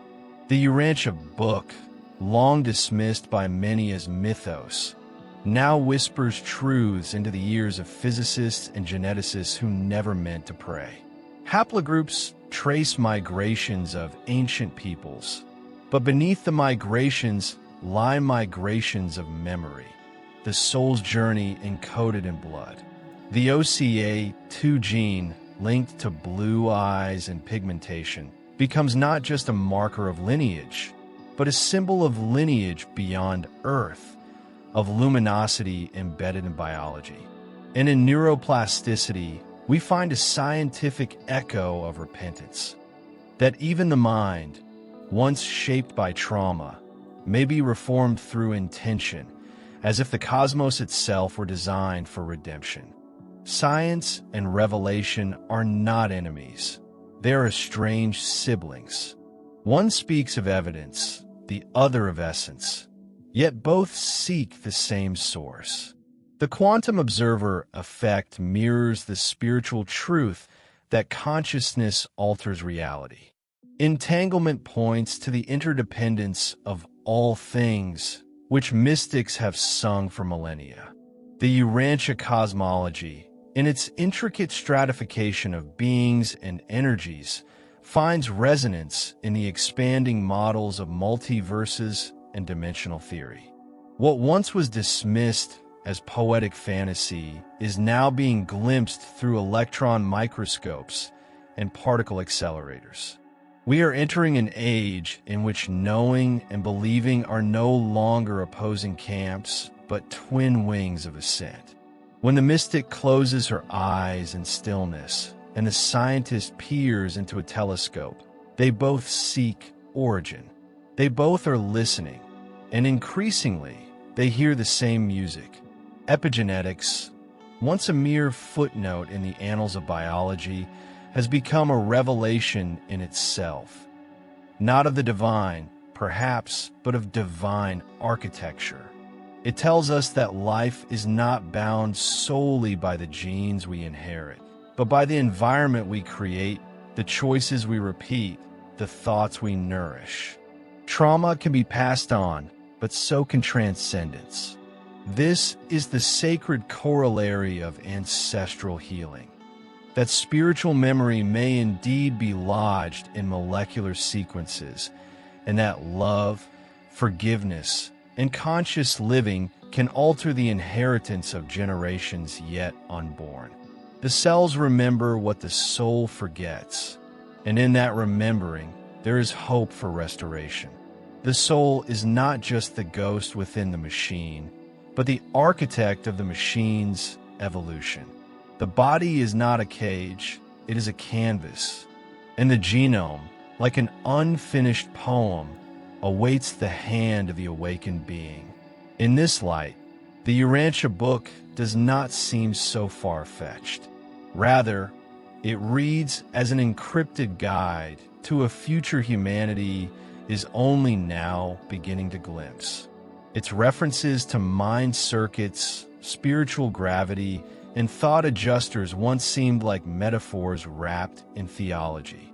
But now, they resonate with theories of morphogenetic fields, zero-point energy, and consciousness as the ground of being. When it speaks of the spirit of truth or the adjuster of thought, it may be referring to subtle frequencies that interlace with the neurological and the metaphysical, not just divine beings, but divine processes. In this sense, revelation becomes less a rupture in the laws of nature and more an unveiling of their higher function. What if divine law is not above natural law, but its very fulfillment? Quantum physics, the most humbling child of modern science, has become a doorway to wonder. It dares to suggest that reality is not fixed but responsive, that particles behave differently when observed, that consciousness, the grand enigma, may be not an effect of matter, but the root of it. This, too, the ancients knew, though not in the language of equations. The Hermetic maxim, all is mind, whispers now through the corridors of quantum theory. And when the Urantia Book describes the universe as a projection of divine intention, upheld by spiritual circuits and maintained by personal beings of infinite intelligence, it is not mythology we encounter. It is mystic physics. It is a map of invisible architecture written in the dialect of stars. The soul, then, is not a fantasy to soothe our mortality. It is a fact of higher dimensions, a node in the great spiritual web that binds time to eternity. Neuroplasticity is but the shadow of this truth, that the mind can change the brain, that intention reshapes matter, that forgiveness rewires pain. When we meditate, pray, create, and love, we are not escaping science, but fulfilling it. The Andites, forgotten wanderers of ancient light, were not merely carriers of physical genes, but of energetic signatures, archetypal codes hidden in chants, symbols, and structures. They did not just build temples of stone, but living temples of memory. The builders of pyramids, the engravers of runes, the whisperers of sacred names. They spoke a science we are only now learning to decode. Perhaps the future lies not in choosing between science and revelation, but in remembering they were never apart. The split was ours. The reconciliation is our task. For when the microscope peers deep enough and the prayer rises high enough, they may meet at the same luminous point. The place where spirit becomes form and form remembers it is spirit. That place is Urantia, not just the planet beneath our feet, but the classroom of cosmic reunion, where stars dream of returning and where the soul awakens to the truth it always carried. That science is the body of truth, and revelation is its breath. Chapter 12. The False Gods and the Golden Lie. They came wearing the garb of light. but carried the shadows of deviation. In the early days, before the ink of recorded time had dried upon the parchment of memory, the sacred was known not through fear, but through presence. The divine was not bargained with, but encountered a fire in the heart, a whisper in the river, a truth that needed no temple to be felt. Yet as millennia passed, and the keepers of the true flame grew fewer, a corruption seeped into the spirit of man like rust upon golden veins. The gods once known through communion were reimagined through control. The father became a tyrant, the mother a phantom, and humanity, once a mirror of heaven, began crafting reflections of its wounds instead. Thus were born the false gods, not divine in origin, but psychological in projection. They were the fears of man carved in stone, the shadows of his guilt given names, altars, and offerings. What had begun as reverent memory of celestial visitors, as echoes of the Andites and Adamites, was gradually twisted by ambition and amnesia. Temples that once resonated with harmonic invocations were repurposed for rituals of blood. The sacred became political. Power disguised itself as piety. Sacrifices were no longer symbolic, but literal, an echoing horror across cultures, from the obsidian altars of Mesoamerica to the shadowed ziggurats of Mesopotamia. The inversion of light is the most subtle form of darkness, for it retains the structure but severs the source. Thus arose a paganism turned inside out, not the celebration of life, cycles, and spirit as once intended, but its perversion, fear-mongering, control, domination through illusion. The gods were no longer reminders of what we are, but weapons against who we might become. And under the mask of ritual, the original plan was buried. At the heart of this descent lies a seduction, the golden lie. Gold, once a metaphor for inner illumination, incorruptible virtue, the radiance of soul aligned with source, became instead the measure of worth, the idol of empire, the promise of immortality through possession. What had symbolized divine consciousness was recast as currency, as metal, as obsession. And so the lie was not that gold was sacred, but that it could be hoarded, that what is divine could be owned. This is the psychology of spiritual corruption, to replace the inward journey with outward conquest. The priest becomes the merchant, the altar a throne, and the seeker a slave. But the soul remembers, always. Beneath the centuries of distortion, beneath the golden idols and the iron creeds, it remembers a light that cannot be sold, a name that cannot be spoken falsely, and a God who is never distant, only misrepresented. In many ancient sites, the bones of civilizations whisper not only of time, but of betrayal. There is something mournful in the eyes of statues that once honored life, but were later fed with death.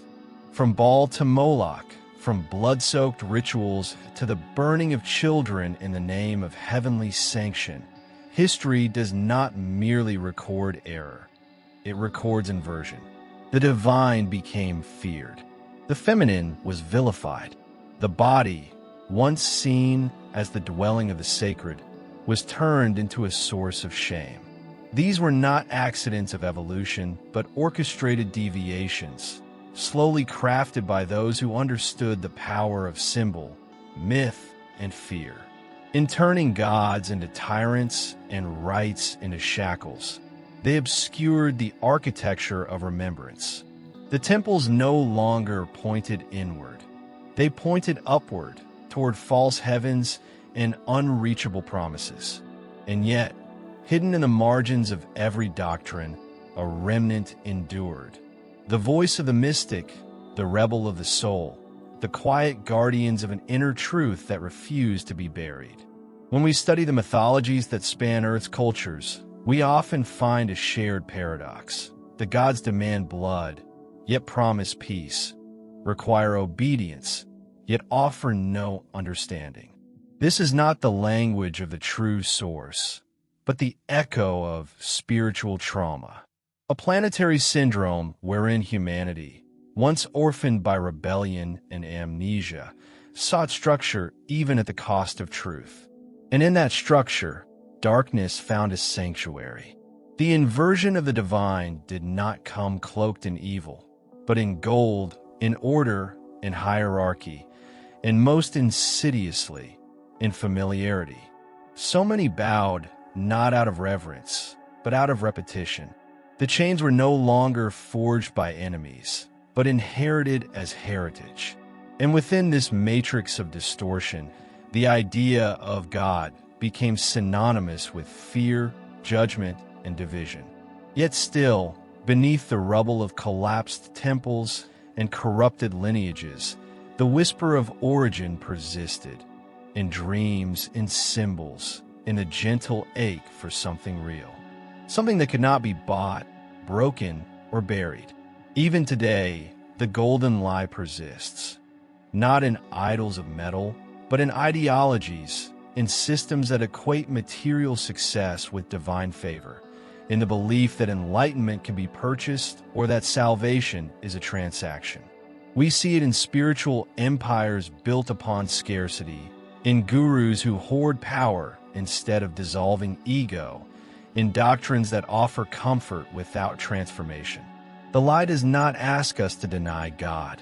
It asks us to misplace him, to see him only in churches and never in a mirror, to pray to an image carved by fear rather than walk with the living presence within.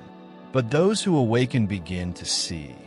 The corruption was never the whole story. It was a veil, not a verdict, a lesson, not a law. And in the unraveling of this grand deception, we do not become atheists, we become mystics. We remember the taste of true light, the pulse of a love that never asked for sacrifice, only remembrance. And in this sacred rebellion, the golden lie crumbles, revealing the undying radiance it was always meant to hide. Those who begin to see through the golden lie often pass through a desert of disillusionment. The sacred unravels, and the gods die in their minds. But this is not the end. It is the beginning of clarity. What is divine does not demand suffering to feel real, nor blood to be appeased. It does not thrive on hierarchy, but on intimacy. The inverted systems were built to make the soul forget its origin, to keep it orbiting ideas rather than embodying truth. But something ancient begins to stir when the false light fades, a memory not of dogma, but of resonance, a remembrance not of rituals imposed, but of frequencies felt. This is the real gold, not the metal mined from the earth, but the radiance refined from within, the alchemy of becoming what was once projected outward. The soul turns inward and begins the sacred reclamation, not to fight the old gods, but to outgrow them, not to destroy temples, but to rebuild them inside, stone by luminous stone. Every age has had its deceivers and its awakeners. And for every priest who bartered divinity for influence, there was a prophet crying in the wilderness. For every altar stained by fear, there was a heart that still pulsed with the music of the heavens. The golden lie may have been loud, but it was never complete. Truth cannot be silenced. It only waits. It waits in the breath between prayers, in the silence beneath sound, in the hollow place inside every idol where the real God was always supposed to live. We carry that hollow still, but it is no longer a curse. It is an invitation. And as the old myths collapse, we do not lose meaning. We reclaim it.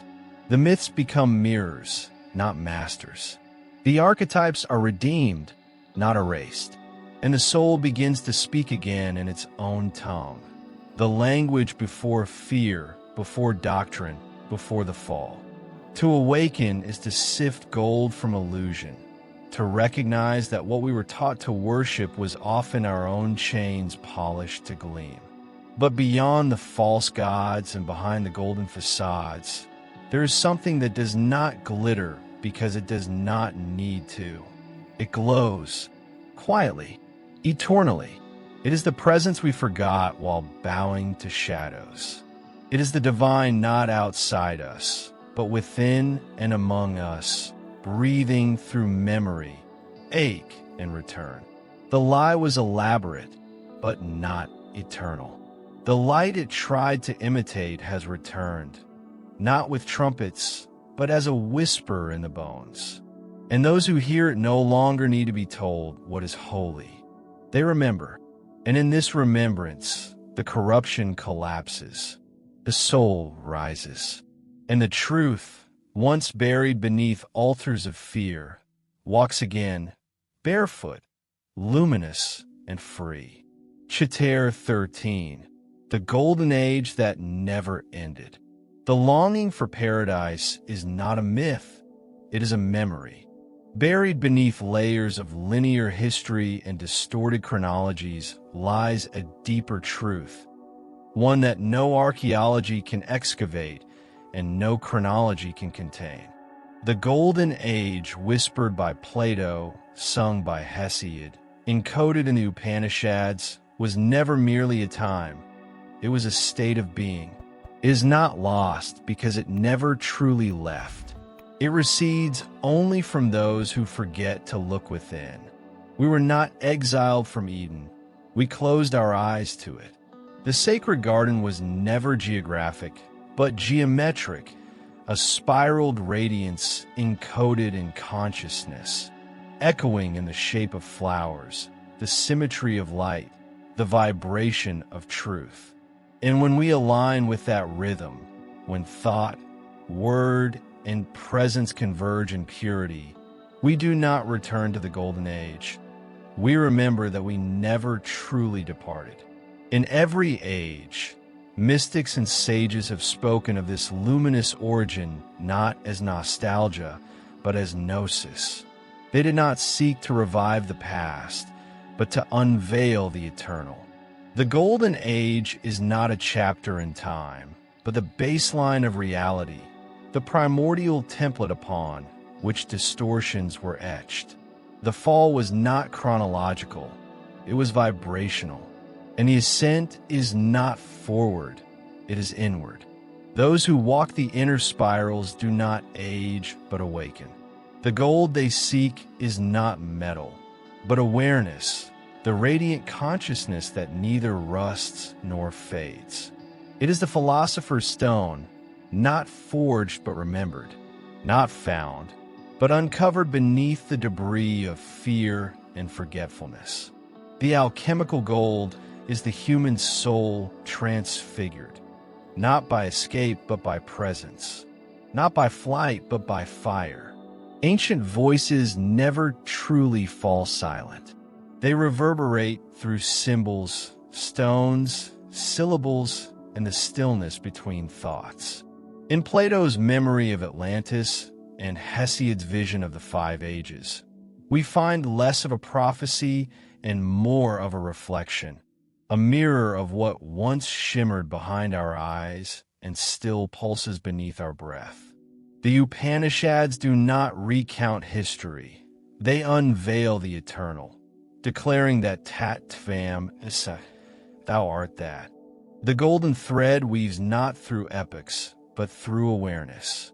And so, the tradition of gold, misunderstood by merchants and misused by kings, was never about wealth, but wisdom. It referred not to possession, but presence. The alchemists knew this, veiling their truths behind metals and symbols to protect it from the profane. Their crucibles were inner, their laboratories spiritual. Their transmutation was of soul, not substance. What they sought to transfigure was the fragmented self into a vessel of divine light. The luminous body remembered by mystics and mirrored in the resurrection myths of old. In that sacred remembering, the garden returns, not as plot or property, but as frequency. Eden is not an address to be rediscovered, but a state to be re-entered. It is not behind us, but beneath us, always here, humming beneath the distractions. The serpents were not symbols of sin, but of shedding, renewal, awakening, the spiral path of Kundalini winding up the spine like the cosmic serpent of remembrance. The exile from paradise was not imposed. It was chosen when we traded presence for productivity, silence for noise, union for dominion. But no gate was ever truly locked, for the key is within. It is forged from stillness, sincerity, and sacred surrender.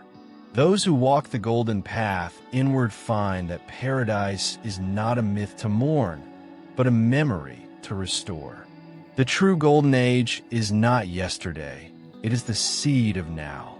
Time, as the sages whispered, is not a straight arrow, but a sacred spiral, a helix of becoming, where what was and what will be eternally revolve around the center of what is. The ancients did not count years in linear descent, but in celestial rhythms, in lunar breaths and solar pulses, in the music of recurrence.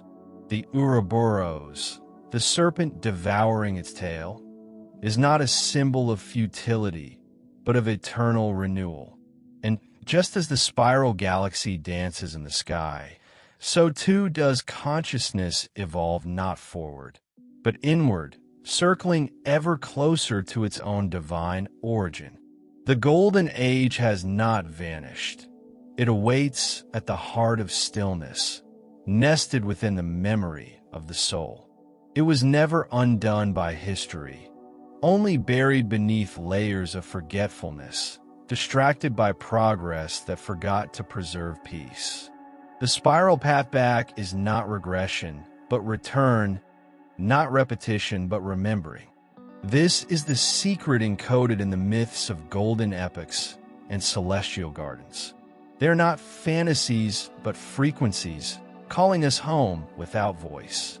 They shimmer in the intuition that we were once more whole, more luminous, more true, and that we can be so again. The true tradition is not passed through books, but through silence, not kept by temples, but by hearts, not spoken, but lived. Every sacred architecture, every alchemical formula, every poetic scripture is but a finger pointing to the gold within, not the metal, but the light of conscious union. To awaken this is to re-enter the garden, not as refugees from a lost paradise, but as bearers of its flame. For in truth, the golden age never ended.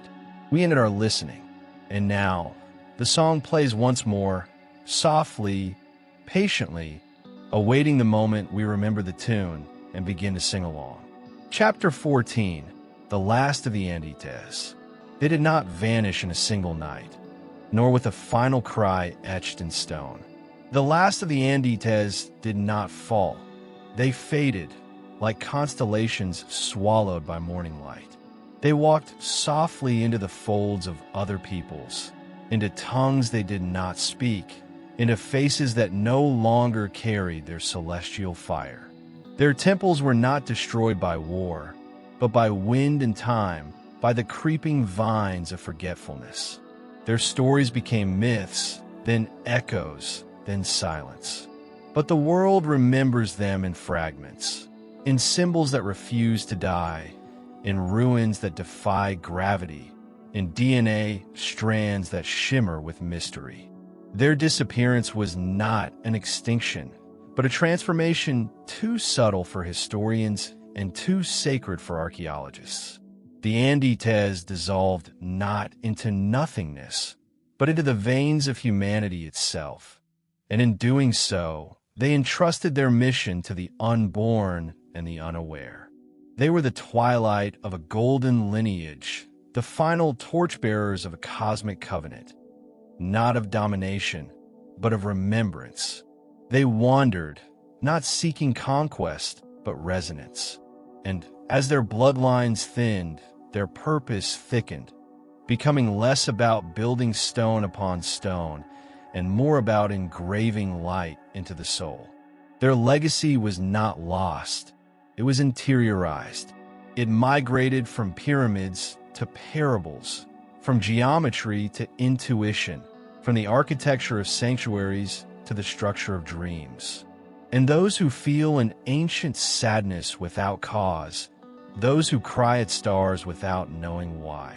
Perhaps they carry in their depths the memory of a mission half fulfilled, the sacred ache of something once divine still breathing through them. For though the last of the Andites have long disappeared from maps, they have not disappeared from time. They exist where the sacred hides now, behind the eyes, between the breaths, beneath the skin of the soul. The archaeology of silence is unlike the excavation of stones. It does not yield artifacts, but questions. It listens more than it speaks. It kneels beside the absence and asks, what lived here before forgetting? The Andites are buried not beneath dust, but beneath assumptions. Their brilliance is not measured by tools found in tombs, but by the echoes of order in chaos, by the strange geometry of ancient settlements that still defy the logic of modern minds.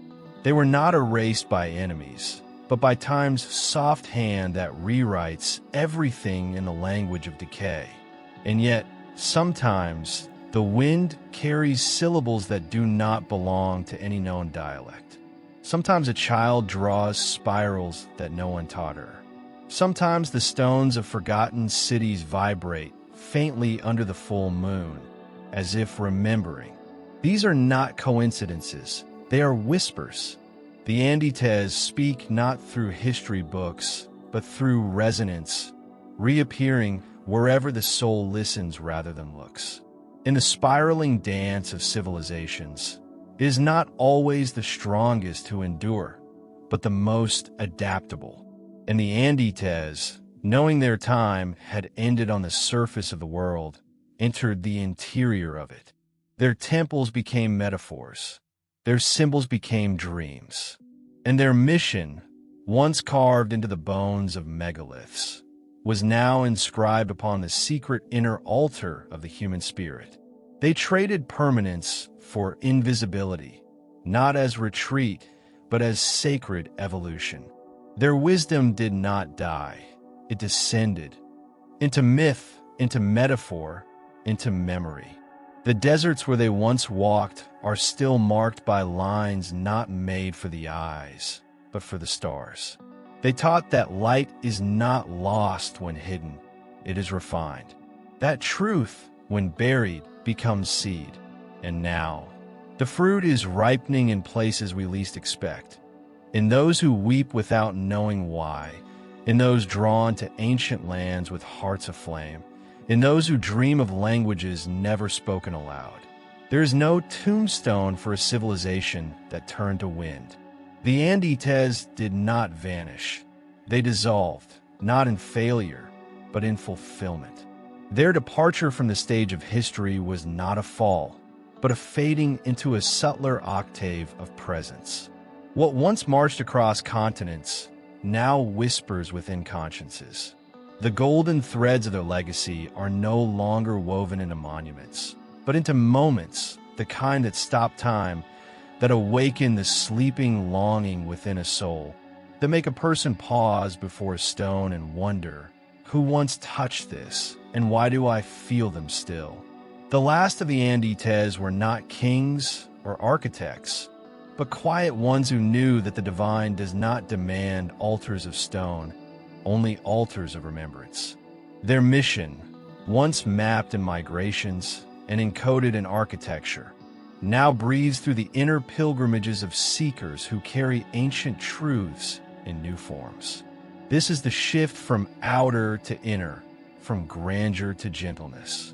The Andite mission, once visible in lines of blood and empire, now pulses in the veins of those who love without condition, who remember without proof, who speak truths their mouths were never taught. There are those who build no temples, but whose presence is itself a sanctuary. The spiral of time did not close their chapter, it enfolded it inward. And now, in the quiet revolutions of hearts across the earth, their flame is lit again, not as history, but as prophecy. For in each soul that dares to remember the light before forgetting, the archetypes live. In every act of sacred longing, they rise. And in the stillness between breaths, they whisper not of a glory lost, but of a promise kept, the promise that what was divine in them has not vanished, but awakened anew in us. Chapter 15. Your blood remembers. Your blood is not just the echo of ancestors. It is the song of unfinished prayers. Beneath the surface of flesh and name, something ancient pulses, a rhythm older than your heartbeat, a resonance shaped not merely by biology, but by mission. The body you inhabit is not merely yours. It is a vessel sculpted by time and light to carry a spark of a lineage that never truly died. The archetypes did not vanish into dust. They entered your marrow. In the quiet corridors of your being, their memory waits, not as stories, but as frequencies encoded not in books, but in the very strands of your DNA. You are not only born of human parents. You are the descendant of those who carried divine commission across oceans, deserts, and eras, and who now look through your eyes, hoping you will remember. This remembering is not nostalgia. It is awakening. For within you are seeds of sacred technology, spiritual blueprints wrapped in genes and dreams, waiting to be activated. Your intuition is not random. Your longings are not merely personal. That ache you feel in silence, that pull toward mystery, that sense that something holy lives just beyond the veil of the visible. This is your blood remembering.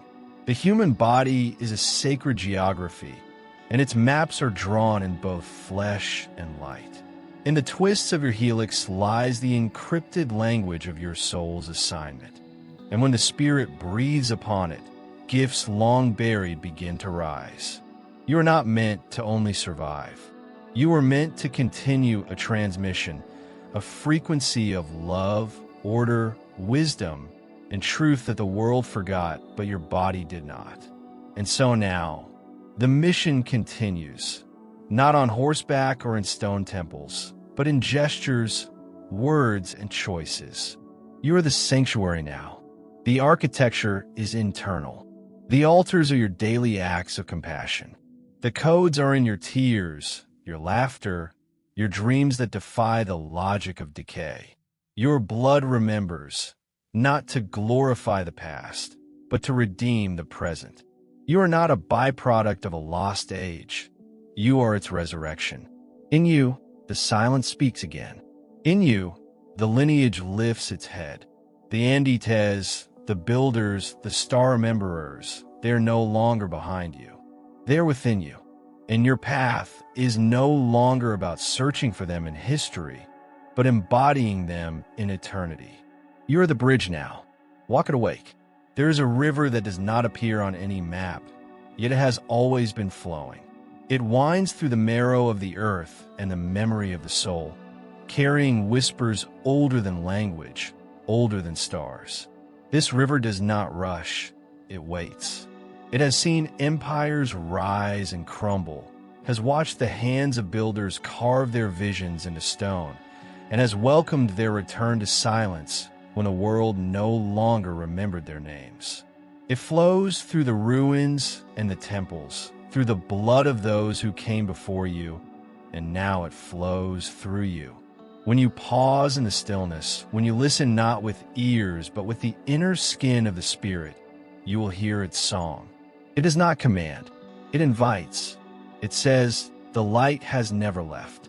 It was only hidden in your breath. You are not separate from this current. You are its continuation. Every act of tenderness, every moment of presence, every spark of truth you dare to embody adds to the river's depth, makes it shine brighter in a world that has forgotten its source. Eternity is not a distant place, but a pulse beneath your skin, a secret woven into your every heartbeat. The sacredness you seek outside has always been inside, waiting for recognition. The Andites, the builders, the dreamers of golden ages, did not fail. They entrusted their mission to you.